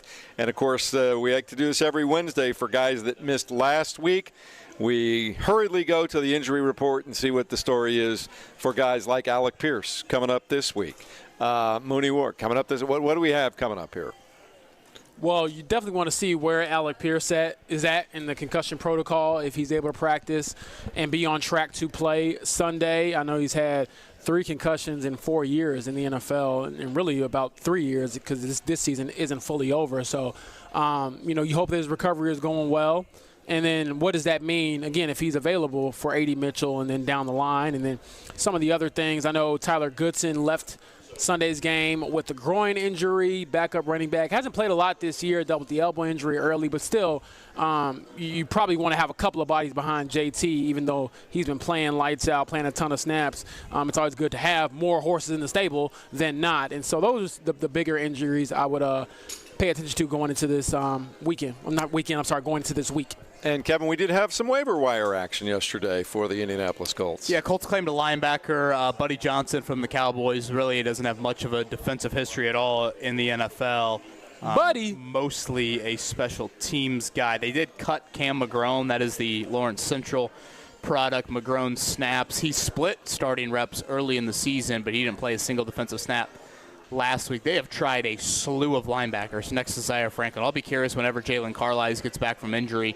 Does he start to take on more of a role there? I think that's a position that clearly they're looking for a little bit of stability at. But, I guess they made a roster move, and it wasn't the last name of Mitchell or Howard, which I know some people were asking about. One bookkeeping item. The Colts work out a ton of guys. They did work out 2 wide receivers yesterday. Now, both I think are undrafted free agents, so I don't want to act like they're working out wideouts, to cut A.D. Mitchell or anything like that, but just a bookkeeping item from yesterday. Yeah, and I know you mentioned Jalen Carlisle. He could have that return to play window open today during practice. For those who are a little confused by that, it basically means that since he was on our IR, injured reserve, for the first 4 games of the season, his first week potentially coming back will be this Sunday against the Raiders. We just have to see if he's going to be out there practicing, because obviously you would like to practice before you play. So that is something else to keep an eye on. All right, Colts and Raiders come your way at 1 o'clock Sunday afternoon. We'll carry it live with our pregame coverage starting with the ride to kickoff. JMV is going to be out and remote as always at Bullseye beginning at 9 o'clock, and then 10 to 1 the pregame show starts. Have the game, and then Greg Rakestraw, who's just off to our right, will have the postgame show for you coming up later on Sunday afternoon. Speaking of Lucas Oil Stadium, this will now be the site of the NCAA Women's Basketball Tournament in 2028. Had been scheduled to be played at the Fieldhouse, Kevin Boehm, but they decided they needed more seats all of a sudden. They're going to switch it over to the stadium. Yeah, I think that's great. So, this venue, of course, is super, super busy. We're here today for the Horizon League Media Day. They are co-host, along with IU Indy, for not only this year's men's Final Four in 26, but like you said, Jeff, the women's Final Four now here in 28, and then the men are back here in 29. So that 28 spring, you'll have the women's Final Four, and then a few months later, you'll have the U.S. swim trials back in this venue. So awesome to see that, and great for the ladies that they are now moving from the NBA arena to the bigger football stadium here for the Final Four. Go ahead. Mark, can we get the breaking news sound real quick? Sure. Here we go. Breaking news from 93.5 and 107.5 The Fan. This just in from all the insiders, the Browns are going to start Dylan Gabriel over Joe Flacco. So he's already going to the bench. I could not have predicted that. Oh, my gosh, I am shocked. Not long after Shadur Sanders kind of threw everybody in that organization under the bus last week. Shadur Sanders, they have him here. He will remain the third option. So this does not mean that he's one of the totem pole as well. But the former Colts quarterback going back to the bench, it's kind of like he did last year with the Colts. Speaking of quarterbacks, Pete Carroll's had to answer if they will continue to start Geno Smith, because if you look at the interceptions right now in the NFL, Geno's 1, Joe Flacco 2. So Flacco benched, Geno Smith not benched as of now. So What is it? Is it Kenny Pickett? Is that the backup to Geno Smith? Lord have mercy. You're asking about the wrong team. I don't keep with the Raiders rosters very often. So Dylan Gabriel. One thing to note about Sunday, the Raiders will be without their left tackle. Colton Miller has been their longtime left tackle. Good player. Latu, and his performance on Sunday, he should be foaming at the mouth and the opportunity here in terms of a banged-up left tackle. All right, we talked in the last hour about Nafisha Collard just throwing the commissioner of the WNBA under the bus, backing over a couple of times, and getting her one more time for good measure. Pretty much. 2 days after getting into a heated post-game exchange with Jaguars coach Liam Cohen, 49ers defensive coordinator Robert Saleh, who I wouldn't want to mess with, by the way, reiterated that his comments last week about legal signal stealing were meant as a compliment, but acknowledged he could have chosen his words better. Cohen confronted him at the game on Sunday, and the two of them got into a, shall we say, heated argument where Saleh basically threatened, "You're messing with the wrong guy." And I'm cleaning that up a little bit, James. I wouldn't want to get Robert Saleh mad. I don't know. That guy looks pretty stout to me. They ain't going to bust a grape. They just talking. I hate when coaches do all this riff-raffing. Whatever. It was weird. The comment he made was weird. The reaction to it was weird. All of it was weird, but all I know is the 49ers lost that game, so worry about that. All right. Coming up in a moment, we'll talk more about the Colts and Raiders coming up this week. More on Game 5 of the WNBA semifinals with the Fever and where they head next. We'll all do it as we are surrounded by activity at the Horizon League Media Days for basketball, men's and women's. And right here at Lucas Oil Stadium, as we mentioned a moment ago, the site of many NCAA tournament games and Final Fours over the next couple of years. We'll tell you all about that, too, as we continue on 93.5 and 107.5 The Fan.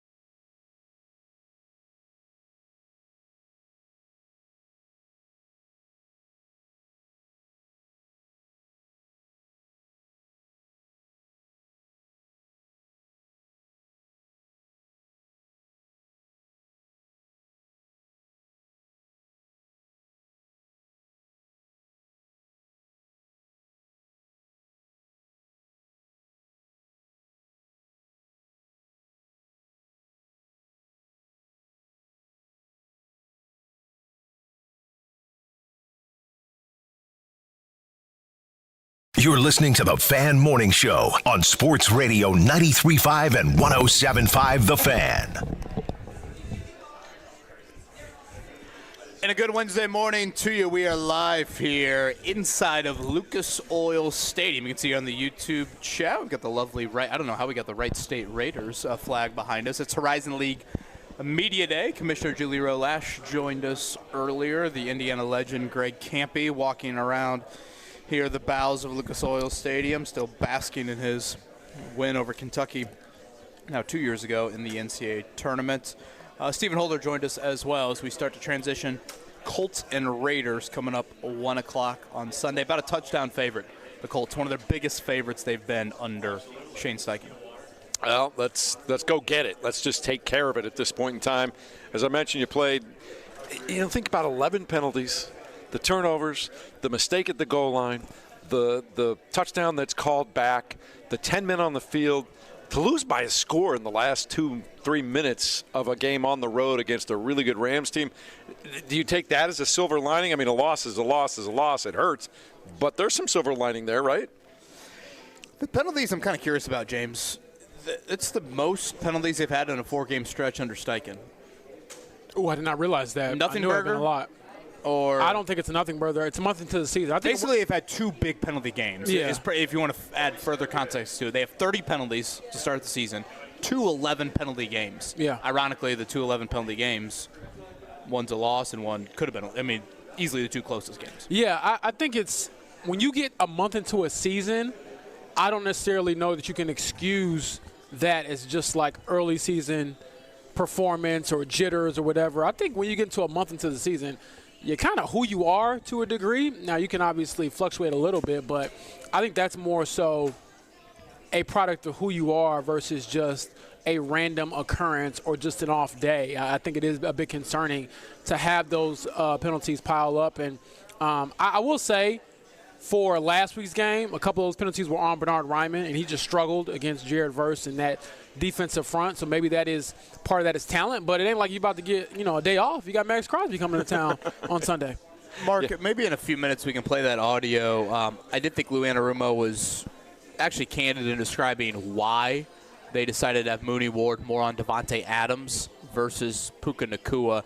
We can play that in a few. James, Lou did share kind of the 11th defender not on the field on the 88-yard touchdown. Yeah. Basically, that defender, he said, would have been probably doubling Puka Nacua, who was actually lined up opposite where the play went. But he did say that he thinks had that 11th defender been on the field, again, more doubling Puka, that would have allowed Cam Bynum as a safety to shade a little bit more towards the other side of the field, which is where Tutu Atwell made the big play. So maybe 88 becomes 38. Exactly. Or 28. Again, he called it a high school mistake. I thought he certainly was accurate in that description. I think what's frustrating about that, if you're a Colts fan, it's like, wait a minute, here's a wrinkle. Here's a change. You're doubling Puka is the thought. You would think if you're Lou Anarumo, you're grabbing Mike Hilton on the sideline and being like, last-minute instructions. Hey, we haven't really done this all game. This is what it's going to look like. Now go in there. Where it's no one could find him when it was time for an 11th defender, which I think is just honestly more maddening. I will say on top of that, and I've thought about this as we've gotten to the show this morning, when it comes to accountability, it's so obvious when players are held accountable because we can see, are you playing, are you not playing, are you starting, are you not starting? But what does that look like for a coach? Because if a player had made a mistake to the degree that Lou Anarumo and Shane Steichen made a mistake when it came to only having 10 men on the field, you'd be calling for their job. Exactly. Yeah. So I'm very curious to know, what does accountability look like when your coach can't get benched? Well, and that's why Carly Ursera-Gordon's on the headset, right? Oh, yes. I can only imagine. Isn't that part of the reason? Seriously. No, seriously. It's like you want to know the weeds of that. Yeah. You want to know exactly what went wrong in that moment. Mark, and I would love to hear her thoughts on that moment for sure. I won't get them, but, hey, wishful thinking. Mark, go ahead and play that audio again. This is Lou Anarumo yesterday describing why they had Mooney Ward more in the shadow of Devontae Adams versus Puka Nacua. Well, I mean, they got 2 elite receivers. They both had the same targets coming into the game. One had 35, one had 31, I think, so very similar.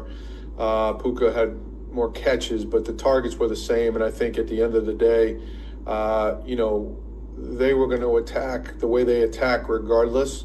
So I think that, that was we got a veteran in Davante Adams. Certainly Puka's a guy that we thought we can match up. Nobody can match up with him, but we were trying to help over there too. So, I think that at the end of the day, that was the reason why we did it. Mooney on Davante.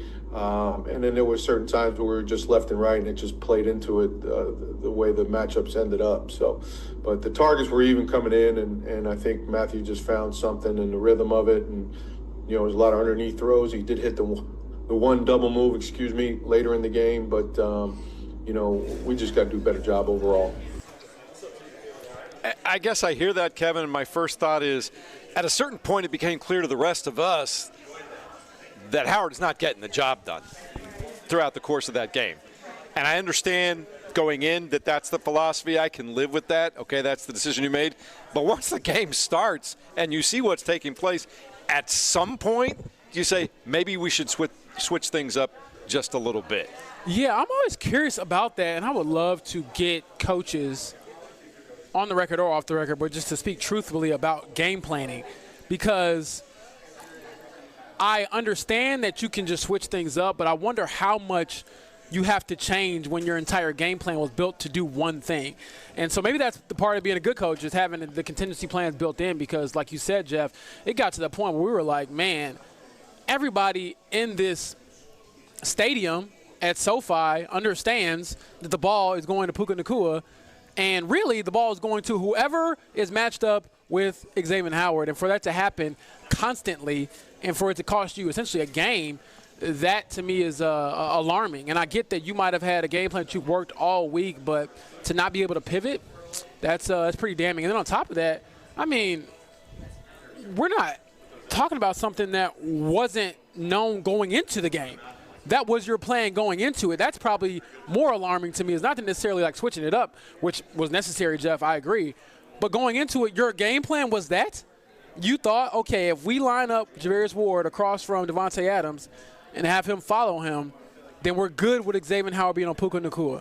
That is a bad plan going in, I think. Yeah, and honestly, I don't know if you guys were saying this, but when 4th and 2 happened, I'm literally saying anybody but Puka.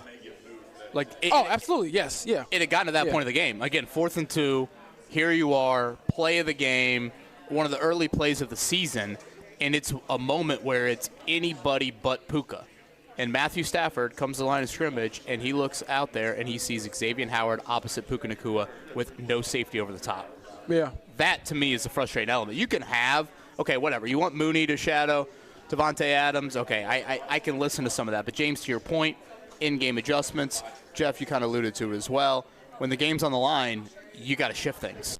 And that's where I think the frustration should be, is not in the critical moment, not throwing the wrinkle, not having that change up in there. Because at halftime, Puka was 7 for 112. Like, it's not like this came out of, when you convene a halftime. Well, they slowed him down after the break. Well, it probably helped that his thumb took him to the locker room there for a couple plays there. So, to me, Davante Adams missed 2 days of practice last week. He's the 32-year-old battling the hamstring injury. Puka Nacua leads the league in NFL, leads the league in yards. I get that the targets were even. Puka's been the better wideout. And I think when you get to those critical moments, you got to throw some things differently at him. Yeah. The other thing, I know we never got great clarification on the 10 men instead of 11 on the field at the end of the game.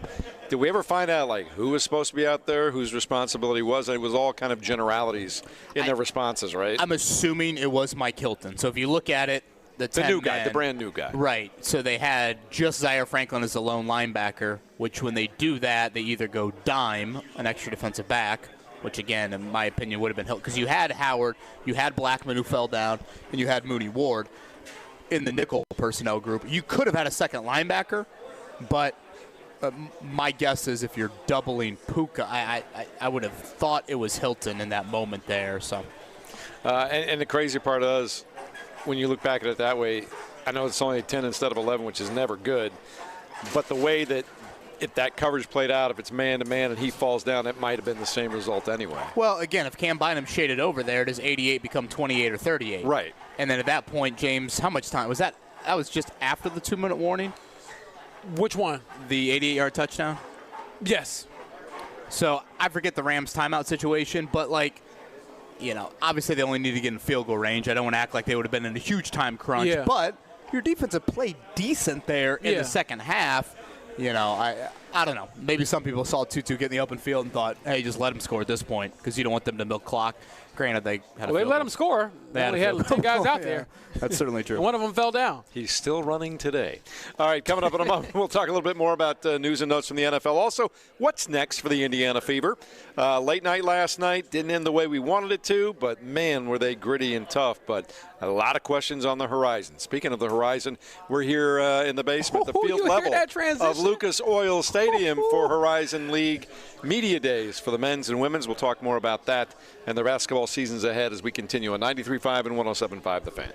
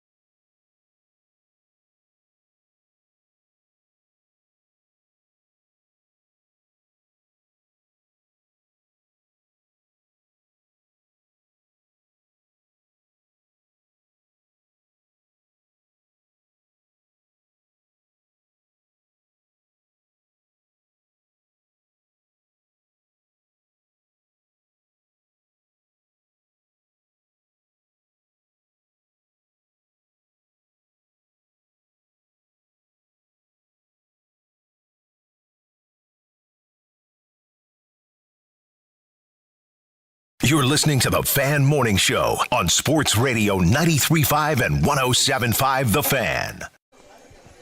Mark, is this an ode to the clock turning over to October today? Is that what we got going on? We've entered spooky season. Yep. Yeah. Only 30 days to go till your favorite holiday of the year. By the way, shout out to my neighbors. Unbelievable Halloween decorations, and that kept Max Bowen so entertained on a walk last night. So shout out to the great Sean Sullivan from the Horizon League. He is certainly a Midtowner, as am I.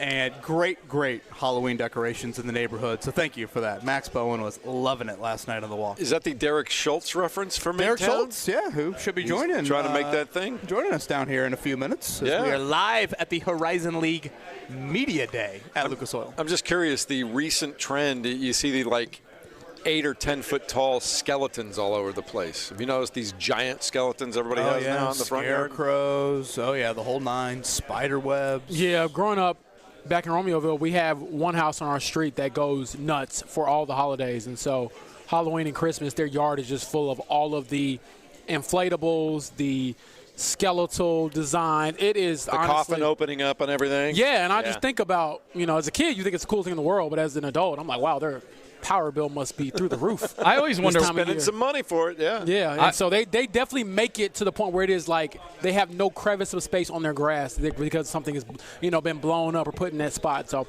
cool for the kids. The people that go all out on Halloween and Christmas, I'm like, where are you storing all that? In your is your basement gigantic? I don't understand where people are putting this That's stuff. a good point. I think they must have a storage shed or something. Out in the back, wow. yeah. That's what you got to have there. Mark, you strike me as someone who goes to somewhat extreme lengths to decorate on Halloween. I know this weekend Ashley's already told me I gotta go in the garage and grab all the bins and stuff. I mean, there's 9 or 10 fall and Halloween bins I have to dig out from the back of the garage. So that's gonna be fun. All right, well, just checking that out. So you didn't volunteer to do that yourself? No, shockingly. I offered on Saturday morning. I'm like, you want me to do that? She's like, not today, maybe tomorrow. I'm like, tomorrow's Sunday. I ain't not doing it on Sunday. It's not happening. What's the household candy that you pass out?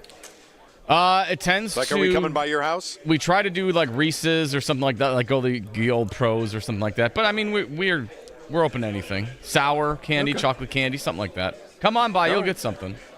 Sounds good. Yeah, no Mounds bars, no Mounds bars, no Almond Joys.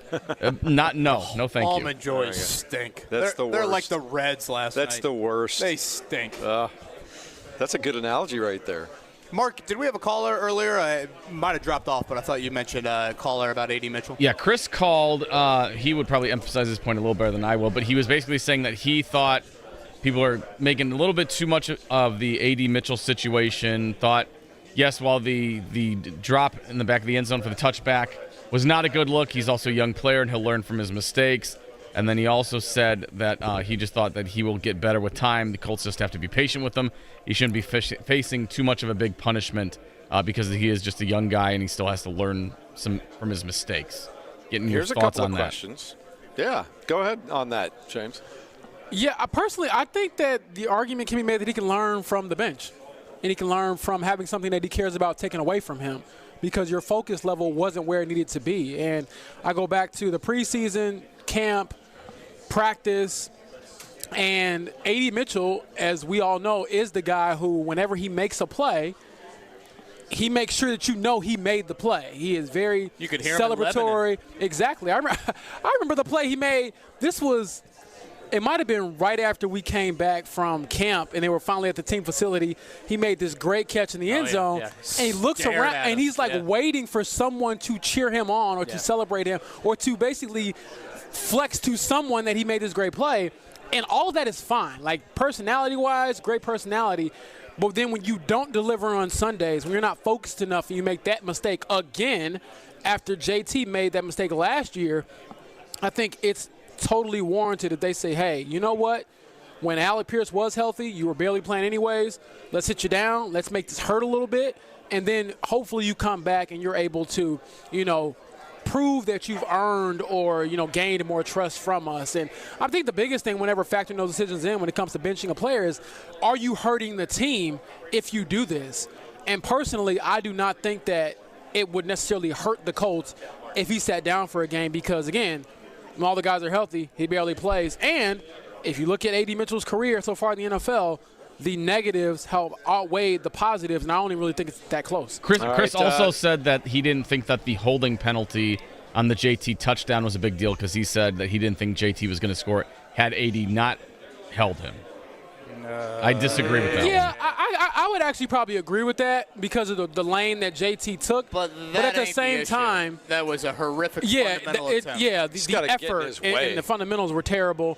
And then on top of that, with a player like JT, you just want to give him a chance because every time we think that, we don't know if he would have broke that one, he is the home run hitter.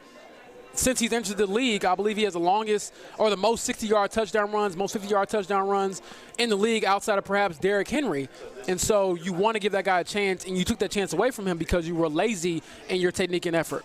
Tom writes in on the text line at 239-1070.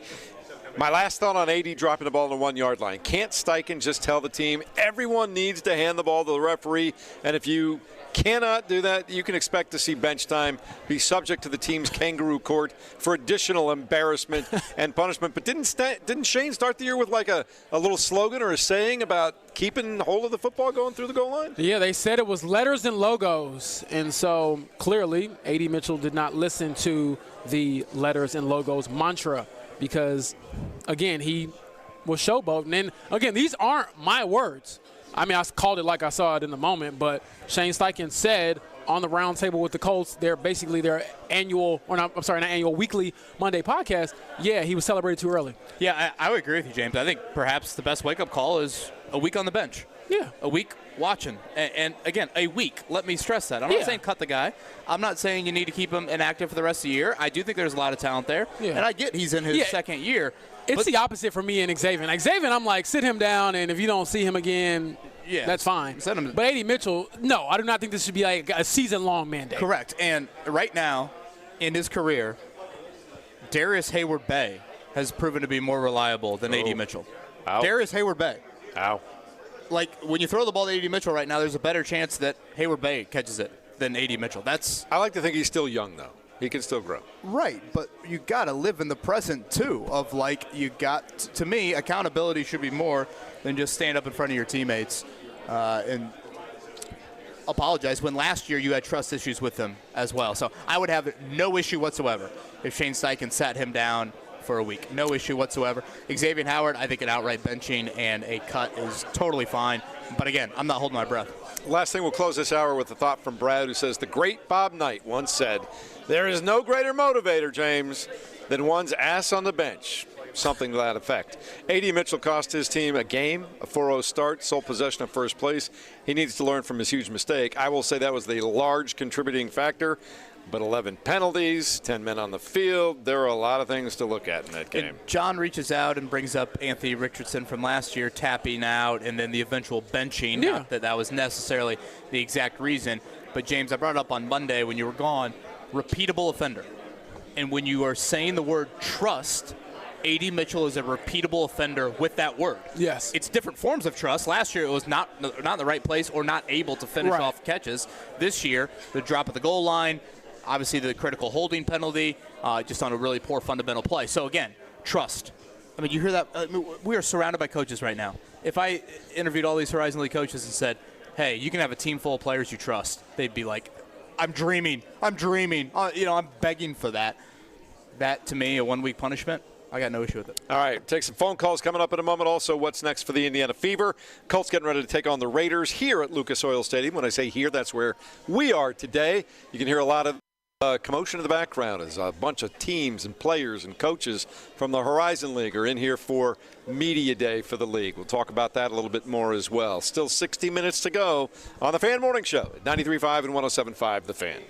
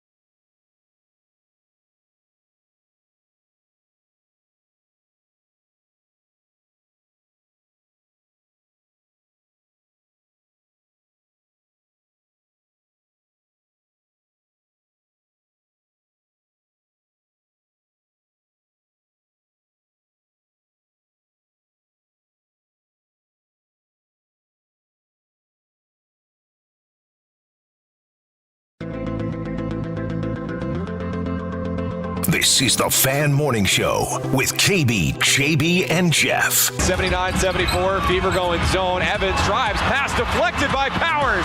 Powers ahead of the pack with Young chasing her down. Powers lays it in. And unbelievably, it's a one-possession game. Fever can tie or take the lead. Far sideline. Pull the inbounder. Scanning. Bounce pass. Gets it into Sims. Wilson trying to go for the steal. Sims driving. Shot. Good! 6 seconds to go in the game. It's tied at 86. Young handling at the foul line. Spins. Leaner off glass. No! Ball tipped in the air. No! Put 5 more minutes on the clock. This game is going to overtime. Pass, right block, Howard. She's doubled. Skip pass, Petty. At the logo, a dribble. Fires a 3. It's good! Final score in overtime. Vegas 107, Indiana 98. And this Indiana Fever team in 2025 persevering through so much. They have been an absolute joy to coach. It's an incredible group of women, an incredibly connected group. They're a great example to everybody what it means to just put one foot in front of the other, to persevere, to welcome people into the fold, to not give in to circumstance, to lead with grace and dignity, to sacrifice for a greater good and a common good. I'm so thankful to coach these women. And I'm just thankful for this experience with them. What doesn't kill you makes you stronger. Once again, great work by Mark Dykton and Stephanie White. Talk about great work, gentlemen. Kevin Bowen, James Boyd, I'm Jeff Rickard. Mark back at the studio. Stephanie White, I don't know how she doesn't become like the coach of the year in the WNBA. Keeping that team together through injury after injury after injury, never going away, always coming back. You talked about that in-game little speech she had in the timeout after Kelsey Mitchell leaves with severe cramps. She just kept the engine running all season long. Yeah, I always think when it comes to the Coach of the Year award, like, should we give it to the coach who did the most under the most stressful and unfavorable situations, which in that case it will probably be Stephanie White, or should you give it to someone else who had a great season overall, and the Aces ran off how many games in a row to end the regular season, although they did not get Coach of the Year. The Coach of the Year actually went to the Golden State Valkyries coach. Expansion team, they made the playoffs first year in expansion, first thing that's ever happened in WNBA history, so I get all of that. But if you told me that Stephanie White is one of, or arguably the best coach in the WNBA, I would be looking at you and telling you, you know what? It's hard to argue that, because that team was not supposed to be in that position. Even in that game, to have your team rally and galvanize and come together in that moment after losing your best player again. I mean, Caitlin Clark's already out. You lose Kelsey Mitchell. And to respond like that, I mean, it's commendable. I have nothing else to really say other than to tip my cap and give them the utmost respect, because that is what sports is all about. I thought about all the little kids in Indiana who probably were in the bed, but, get a chance to wake up, watch the highlights, and hear from their parents. Like, that's what you want to teach, is the togetherness, the camaraderie, and things like that. So certainly sad that it's over, but I will not forget this run ever. Yeah, it was a lot of fun to watch. They kept us on the edge of our seats for the entire year. It comes down to Game 5 of the semifinals with the Las Vegas Aces, who are just, the one thing about not having, 13 teams now in the WNBA, teams are stacked, and especially the top 3 or 4 teams, Kevin, they are stacked with players all over the place. And the Fever just kept losing their stack one after another, and they just kept playing basketball. James mentioned earlier, shout out to Odyssey Sims. I said yesterday, I get build the statue. So Lance Stevenson. I'm ready. Right next to Peyton out here. Hey, I'm ready, man, for real. She was hoping. Oh, my goodness. I get some Lance Stevenson vibes from watching her play. It was good, Lance, last night in that environment, and all of a sudden she became the head of the snake, really, when Aaliyah Boston fouled out and Kelsey Mitchell, unfortunately, had to exit the game. For those that missed it last night, Mitchell went down in the third quarter. It looked awful. The stretcher came out onto the floor. I guess she did not need the stretcher, but was helped off the floor. But word from Stephanie White after the game was just severe cramping. So I guess the worst case scenario avoided, because unfortunately I got Tyrese Halliburton vibes from that.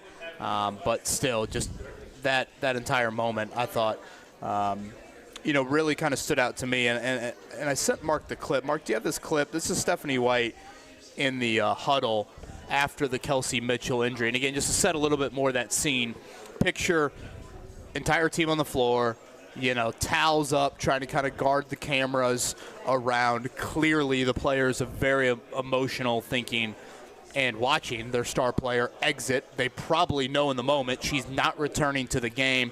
I thought this was one of the cooler moments. This is Stephanie White in the huddle following the Kelsey Mitchell injury. We've been in this position before, right? We've been in this position. We gotta play for our teammates. Okay, we gotta fight for our teammates. Okay, tooth and nail. Ain't nobody in a better position to do this than us. Okay, ain't nobody. But we gotta stay locked in. Okay, we gotta stay locked in everything that we do. This, we gotta feel it.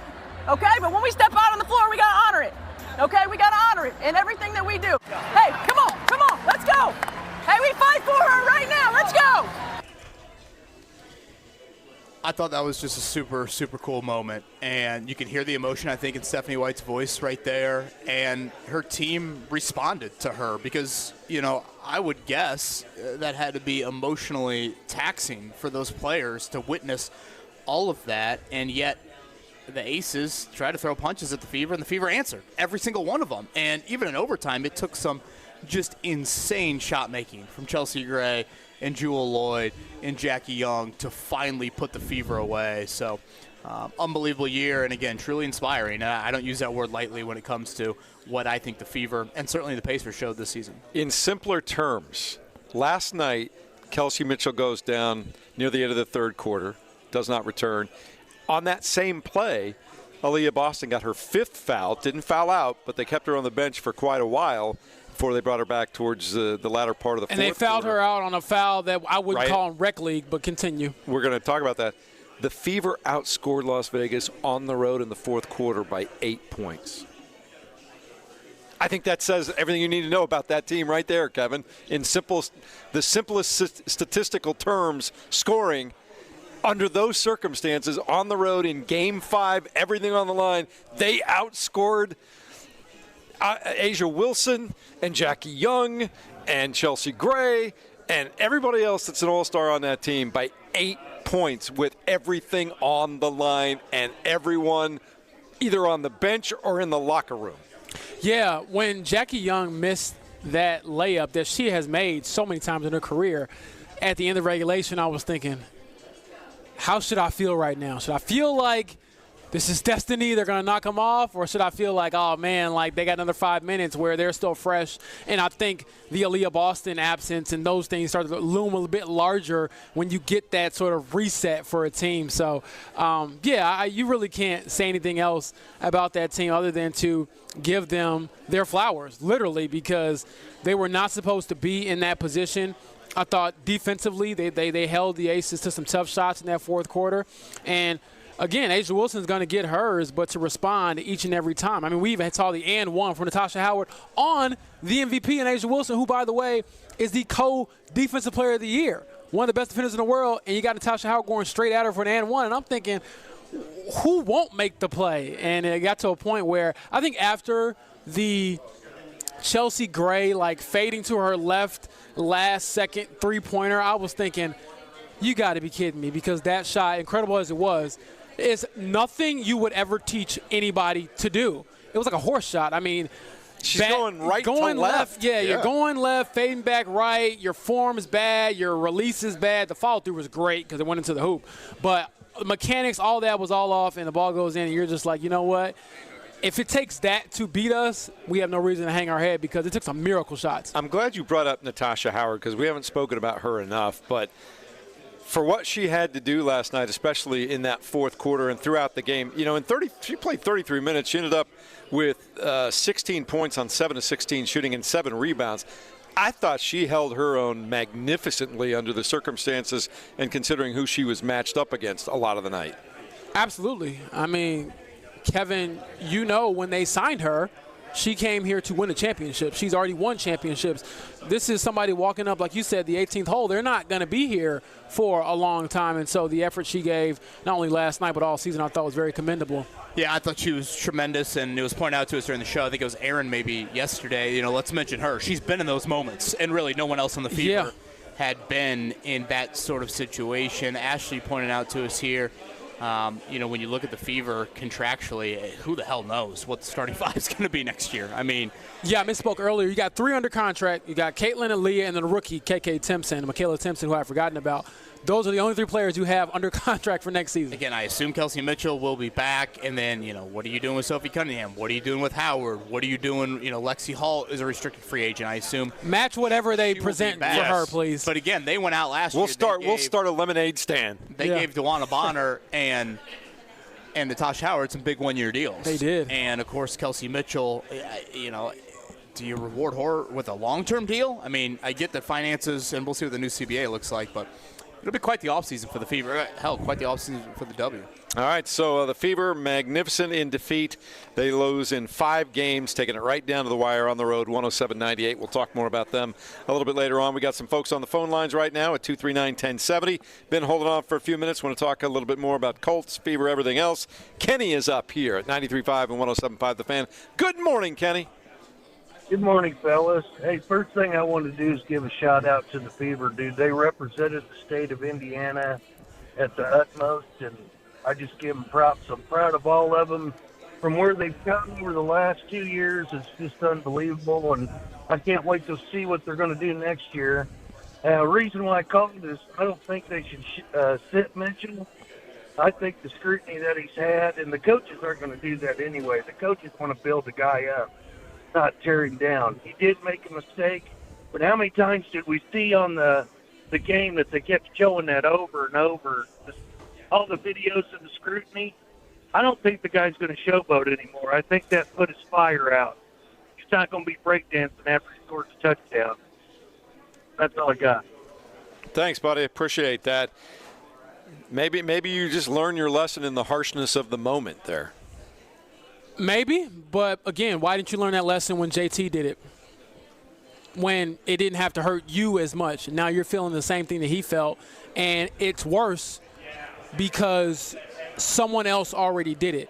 But at the same time, I guess you could say, well, JT's cost us a playoff spot, whereas AD did it early in the season. You don't know just yet what it might cost you other than that loss that week. So, again, I understand that he will never do that again. But, man, the fact that you have to learn that lesson for a second time, this time with yourself in those shoes, again, I can't feel too sorry for you because you made your own bed. Now you got to sleep in it. I just can't stop laughing at Kenny thinking that's going to make A.D. Mitchell stop showboating. I do think that will change. I think that'll put a damper on. I don't think it's going to change when his entire scores. He's going to dance. He's going to dance, but he's going to dance with the football held very tightly to his chest. I would say his first touchdown is probably he's clutching that ball to his chest and incorporating that into his celebration. Again, he celebrates catches at Grand Park like it's a third down in the Super Bowl. I'm very curious to see what his personality is going to be like at practice today, because usually, Kevin, when we're out there, he's someone who's dancing to the music.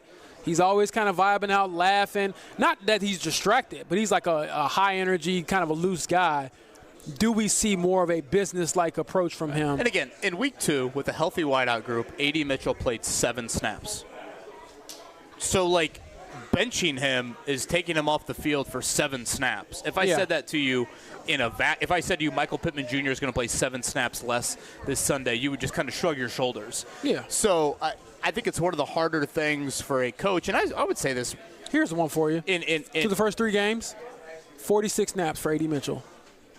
3 games combined. That's what all your receivers are healthy. Well, last week, 54. Right, and I would take out game 3 because Pierce got hurt in it. Exactly. Like week 1 and 2, it was 15 and 7. Yep, exactly. So I'm just saying he played more snaps last week than he did the first 3 weeks combined. So typically, like you said, he's not a huge part of the game plan. I think one of the hardest things for a coach, and again, I would say this in regards to any sport and really any level, what is your definition of accountability when it's time to practice it? Is it just speaking in front of the team? Or is it further? Is it a benching? Is it Anthony Richardson is going to lose his starting job? for multiple weeks. Like, what's your definition? Because going from talking in front of the team to no longer being the starting quarterback for the franchise, that's a huge difference. Mm-hmm. So for A.D. Mitchell, talking in front of the team versus not dressing in an NFL game, those are two different messages. I mean, that's a strong message if you literally have him inactive. And I think that's the question for Shane Steichen. Accountability is one of his core words. And what does that mean? You know, James, you brought up a great point earlier. When a coach does something like that, it just kind of gets swept under the rug. Yeah, I'm like, when is Lou Anarumo going to sit down and let somebody else start? And again, with the defensive coordinator duties. I mean that in all seriousness. Like, as a coach, defining accountability for your organization, I think is super difficult. Like, what is, like, where is it some sheet? Like, if you do this, your punishment is this. If you do that, your punishment is this. If you're a repeat offender, you do this. But it goes back. It is very hard. It goes back to who you are, though, too, and AD, who he's been leading up to that. You put it aptly on Monday. That one play is A.D. Mitchell in a nutshell, right? He's a repeat offender from a lack of trust, but he is also one that, James, the Colts speak glowingly of his work ethic. This is not a late arrival. This is not a guy that they question how hard he's working as a wideout. This is someone that they feel like has checked. Like, when you say immaturity, it's not from a guy that's kicking the feet up and, you know, leaving the building early. Right. No. It's more of a reliability on game day. Here's one I get back to, though. You talked about how that's the A.D. Mitchell experience, right? The route, the adjustment, the move, the speed, and then he drops the ball at the goal line. But we talk about this being such a game of inches. Given what that play looked like, if it does just turn into a touchdown and they win that game, does his role start to increase a little bit more moving forward? Because they go, that's the guy we were looking for. It's crazy, Perhaps, right? But at the same time, you know. But he didn't. Yeah, all the ifs don't matter. And honestly, it's what is. I think it's the whole. But I think you're right, though. Yeah, if you make that play and you score that touchdown, we're saying, oh, wow, there's your I've arrived moment in the NFL. But you made your best play and your worst play in a matter of seconds because you wanted to showboat. And I think that's the biggest issue there is, like, in a moment where your team is relying on you, you made it about yourself, which is fine. I mean, players celebrate all the time. But it's like with anything. It's fine until you screw us over because of it. So you can celebrate all you want to. You can showboat. You can roll into the end zone for all I care, as long as you get there. When you don't, that's when it becomes a problem. And again, I would argue the holding penalty is more a reason why A.D. Mitchell doesn't play more. Like, he's just not reliable when you're not throwing him the football. And again, there's questions about how reliable he is when you throw him the football. But why is Alec Pierce playing as many snaps? Why is Michael Pittman Jr. playing as many snaps? Because they block. And they don't have, you know, egregious-looking fundamental blocking errors when the game's on the line that leads to, you know, a crippling penalty.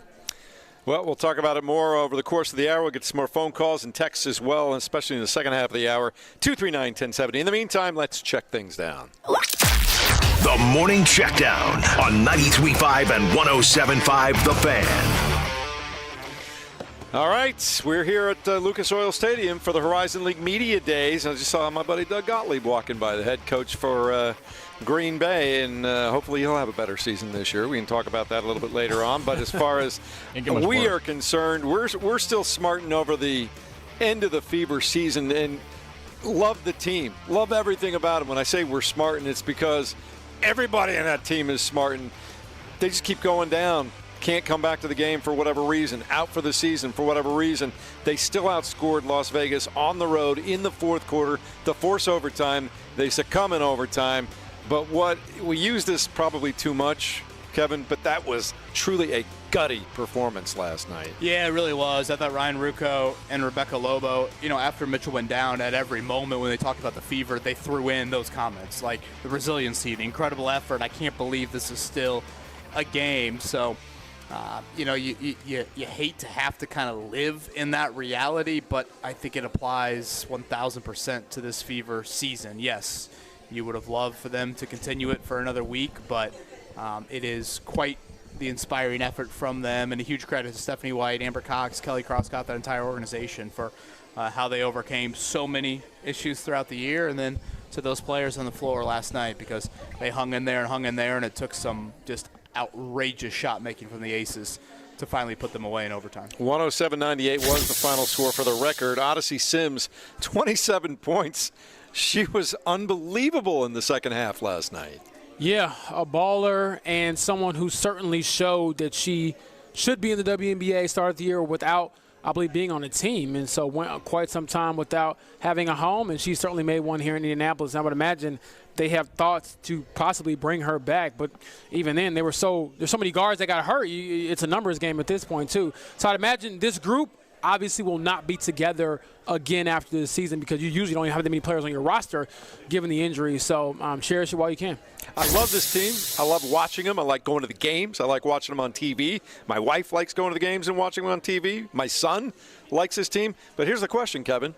As Las Vegas gets ready to play the Phoenix Mercury for the best of 7 WNBA championship, how much of these games are we actually going to be watching? Yeah, I don't. The WNBA Finals games? Yeah. Well, I guess if it doesn't coincide with Colts and, I don't know, college football locally, I'll probably turn it on. And the Reds run to the World Series. Probably ends at midnight tonight, right? You're back on the Reds are dead? I thought that would be a ding, Mark. Is that not accurate? You think the Reds season extends after midnight tonight? I mean, no, I'm saying the comment Jeff made about them making the World Series. That's what got the buzz. All right, okay. So here's what happened last night. That's the only buzz surrounding the Reds right now, is the wrong buzz. I don't know. Blake Snell was buzzing the Reds last night. He was terrific. The Dodgers beat the Reds by a score of 10-5. Teoscar Hernandez had a pair of home runs. Shohei Ohtani had 2 home runs, including a leadoff home run to start the game. Blake Snell went 7 innings, gave up 2 runs, 4 hits, and 9 strikeouts. But maybe the pitching performance of the day yesterday in Game 1 of all these wild card games was Tariq Skubal, who had 14 strikeouts. Skubal and the Tigers beat the Guardians by a score of 2-1. The Cubs did beat the Padres miraculously 3-1. That's like, what, their second win in the last 10 days, Mark? Third win, maybe? Kelly with a high drive to center field. Merrill is back. Sheets at the wall. And this one's gone.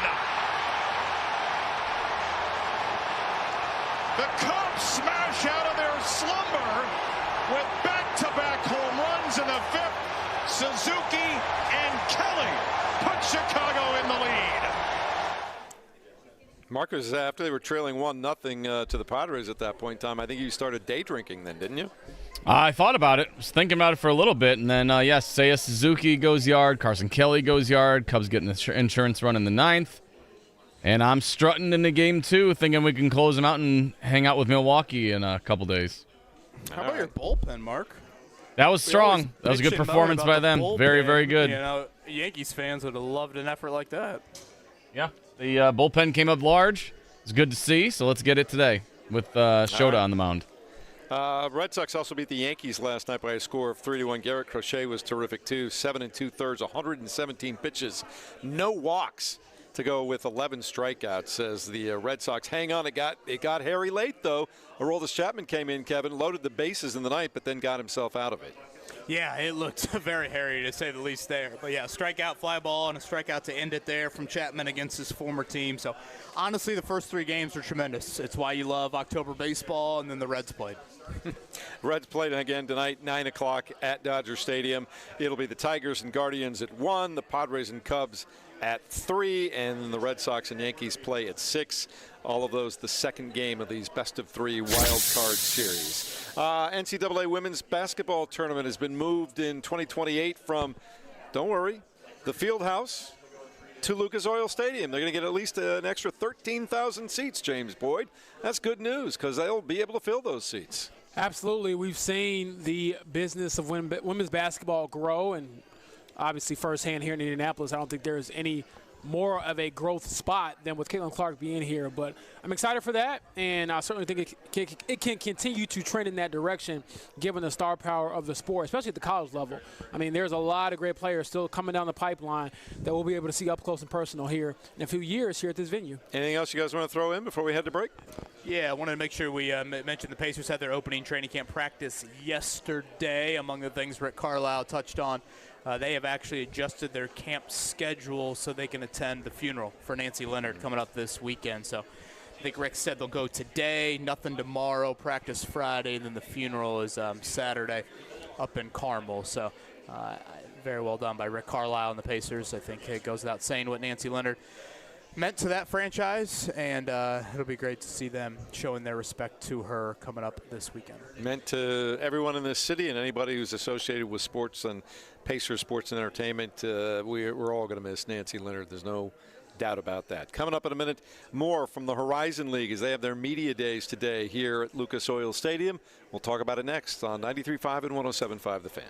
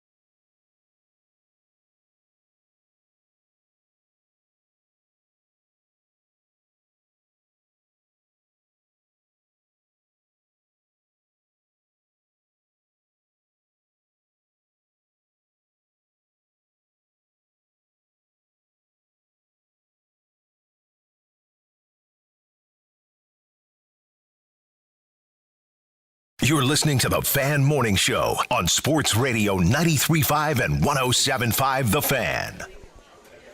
Along with the stars of the show, Kevin Bowen, James Boyd, Mark Dykton, I'm Jeff Rickard. Happy to be with you this morning from Lucas Oil Stadium, where we are having the media days for the Horizon League basketball men and women's seasons, getting ready to tip off pretty quickly here, and very busy down here at the floor level of the stadium at this point in time. And we're also pleased to be joined now by Ben Howlett, who's with us, the new coach at IU Indy, or I should say UIndy at this point in time. Congratulations. IU Indy, thank you. Yeah.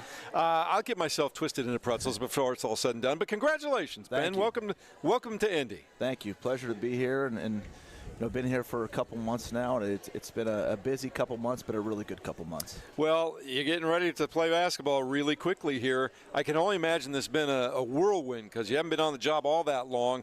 What's it been like these first few months to try and hurry up and get ready and make it happen? Yeah, it's been a little overwhelming. Got the job late May, early June, and had one returner on my team. Had a couple guys signed, so basically had to put together a whole roster within a month. And then we get 7 weeks in the summer with our guys, so we had to practice in the summer and then had to put together a staff too. So I had to put together a staff of 5 and got 5 really good assistant coaches. And on top of that, kind of like what we were talking about, I had a little girl about a month ago. So it's been pretty busy, but a good kind of busy. That's awesome. Congratulations. Yeah, certainly congrats to you. Congrats to the missus. Hope everyone is healthy and doing well. Stylistically, I think one of the things I was struck by when you were hired, and I remember your name popping up the year prior in the coaching search, you play fast and you play the full court.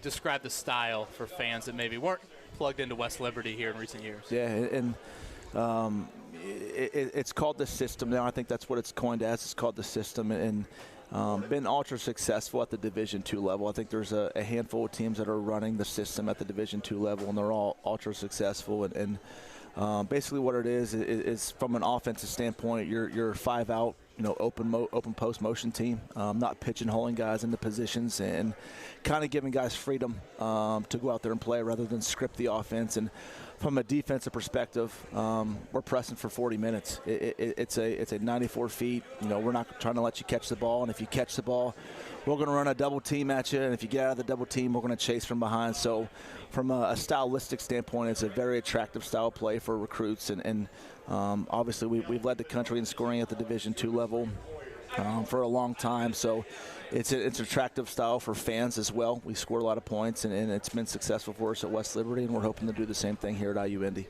So, Ben, when you say that, I think of how the Pacers got in the finals, and they didn't do it obviously for a full game, a little different at the pro level, but in essence, they want to get up in you. They want to, disrupt you. And from a conditioning standpoint, what does that require from your team, and how much of that is the competitiveness in how you're training them? Because I'd imagine they want to compete in that aspect too, where you're running wind sprints or you're touching lines, whatever the case may be, because to play at the rate you want them to play, you can't just go out there and do it when you haven't prepared for it. Yeah, I think you're on to something here.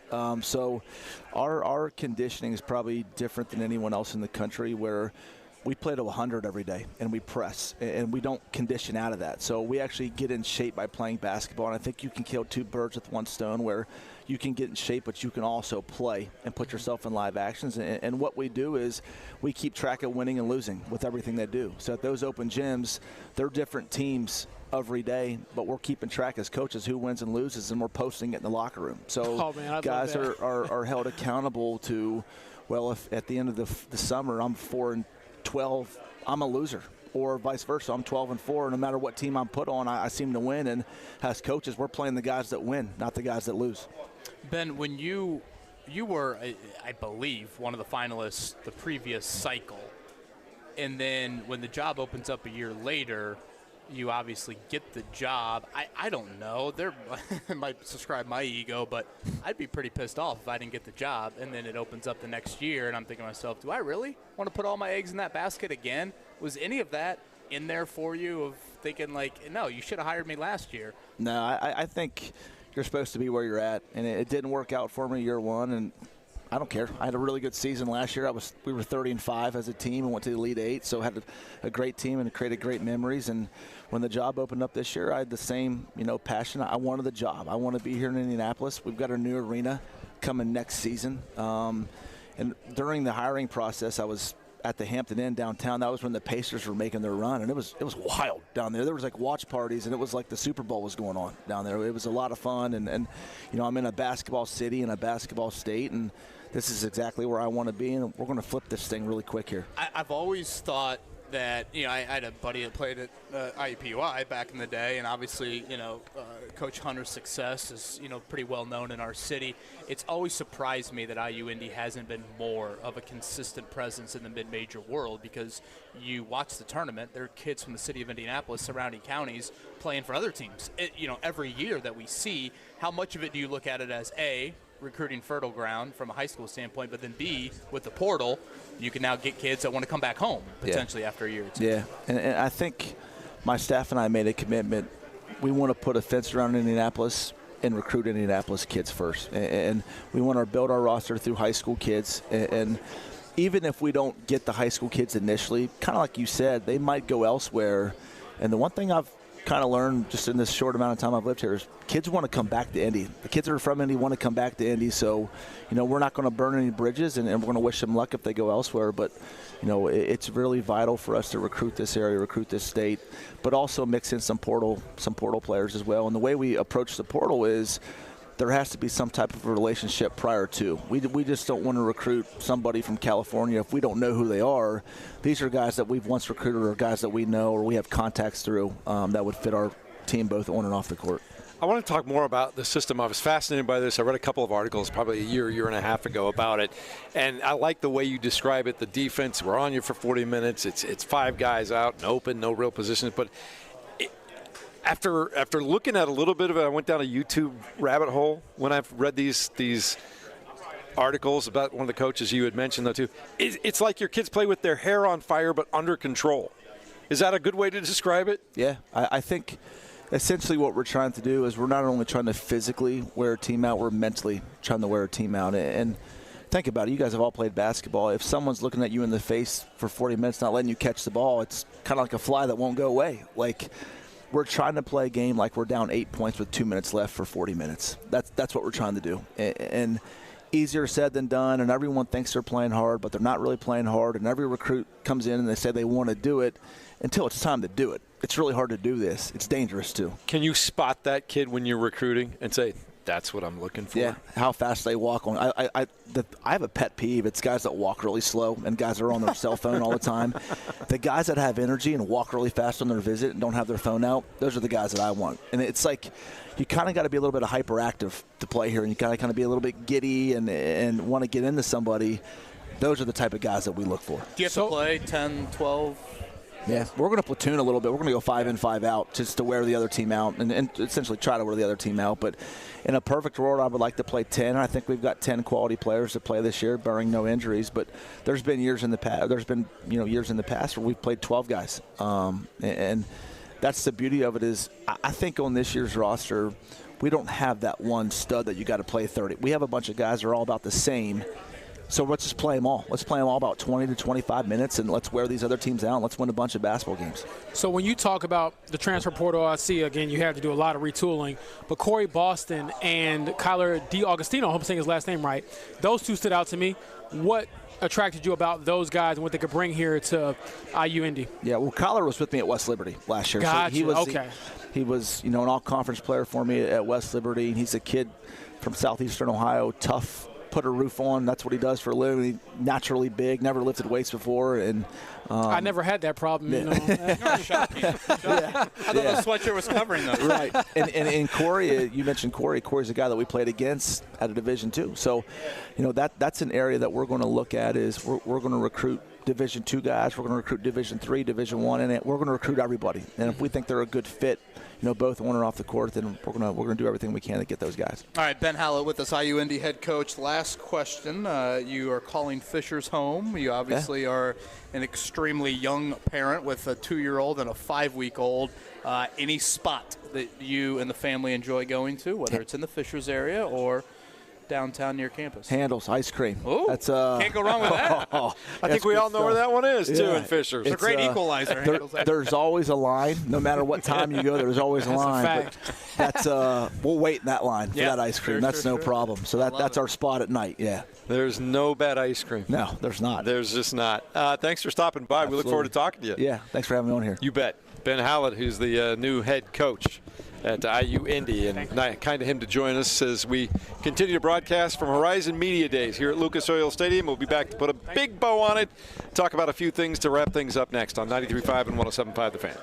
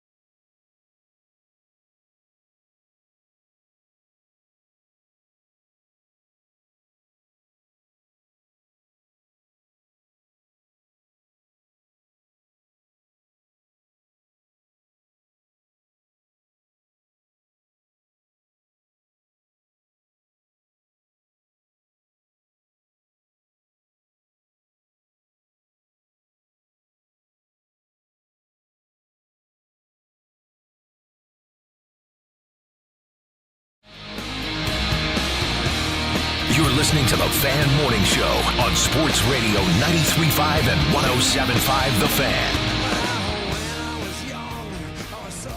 James Boyd, how do you think you do as a basketball player in the system where it's just all go all the time? I would love it, honestly. Yeah, that was pretty much my calling card in high school. I would guard the other team's best player and try not to foul out the game. Now, I will say these guys are much more talented on the offensive end. I would definitely think that.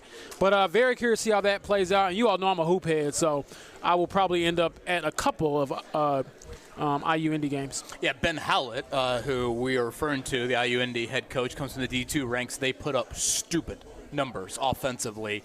And yes, 30-5 last year, so it worked. And 30 wins like religiously is what they did at West Liberty. So yes, they put up a ton of points. They press all game. They shoot a lot of threes. So entertaining brand there. And Mark Dykton, you know this full well in our history together on air. There are two things I want in life when it comes to professional sports. I want an NFL team to run the wishbone. I mean, Navy, Army. I want that every single week from an NFL team. You imagine how difficult that would be with NFL-level talented players to prepare for the wishbone out of the blue? And then, two, I want what Ben Hallett just told us. I want an NBA team to do that. Agreed. 48 minutes. 82 nights out of the year. The Pacers are the closest. I feel like they are the closest. I want that's almost Nolan it. Richardson, 40 minutes of hell. I want the NBA team. Can you imagine? They're going to have to run they're going to have to do all their conditioning out in Colorado or something to prepare for the season. Think about that. You dress 13 guys, something like that? Rely on them. You imagine back-to-backs? He says they're going to do hockey subs. They're going to platoon. 5 out, 5 in. NBA owner, embrace that. NFL owner, embrace the wishbone. I need those two things before I leave this earth. I kid you not. I had read, I don't know, a year or two ago about the system at Grinnell College and Arsenault and the coach. And then I started looking at YouTube videos, and it truly is the closest thing that we might be familiar with. Kevin, you might be a little bit too young. I know you are, James. You remember Nolan Richardson's Arkansas Razorbacks, 40 minutes of hell? I just said it. Yeah, no, but I mean, do you really watch it? Yeah. I mean, I was, elementary age. You would see teams visibly with 6 or 7 minutes to go in a game, almost like we saw the Pacers with a couple of teams this year. You almost see their will being broken by the end of the game. It's an incredible thing to watch, and it's just I hope it goes well over there for Coach Howland. It's been a lot of fun here today. We've appreciated everybody for stopping by. We talked to the Horizon League Commissioner, Julie Rolash, a little bit earlier today. We just got done talking to Ben Hallett. That was a lot of fun. But this building will be full, I would imagine, Sunday afternoon as the Colts at 3-1 take on the Las Vegas Raiders. We officially turned the page from the Rams today to get ready for the Raiders. And James, if they take care of business based on the way things have been going, this should be the start of another winning streak, I would think, for this football team. Yeah, the Raiders are not a good team. They're 1-3. They're struggling. Geno Smith has been one of the more sporadic quarterbacks in the NFL. That's putting it mildly. I think he leads the NFL in interceptions so far. So this is a bounce-back opportunity. But, again, I'm very curious to see what they do with A.D. Mitchell and Xavier Howard. What does the punishment look like for A.D. Mitchell? Has he done enough, as Kevin asked earlier? And then the same thing for Xavier Howard. It's been so bad with him as a starting cornerback. Will you do anything to change that? I wasn't convinced that would happen based on what Luanarumo told us yesterday, Kevin. But, man, I get believing in your guy, but at some point you got to look at the situation and say this isn't a viable option. Yeah, wholeheartedly agree on that. And then where are we at injury-wise on this first practice of the week? Kenny Moore II, is it going to be a multi-week thing with the Achilles injury? Alec Pierce, concussion protocol. Typically, Pierce has only missed one game. Is that going to be the case here? And then, again, last Wednesday, we didn't know it, but Matt Gonsalves popped up on the injury report with that toe injury. He ended up missing. So is he back? And then are there any others from the game on Sunday that played into that? It sounds like the Raiders will be without their veteran left tackle. So great chance for Latu in this pass rush to get humming after the sporadic, great politically correct term, the sporadic Geno Smith. All right, well, one more tip of the cap to the Indiana Fever, who left it all on the line last night in Amen Game to that. 5 out in the desert in Las Vegas. Just a tremendous, tremendous group, tremendous coach, tremendous performances. Came up a little bit short, but, man, was that team fun to watch. Want to thank full of dogs. Sean Sullivan from the Horizon League for helping us out today, Kelly Ford and Craig Eust from Lucas Oil for letting us all in bright and early this morning, and Cam Blankenship as well for setting us all up. Have a great day. We'll talk to you tomorrow. Jake at noon, JMV at 3.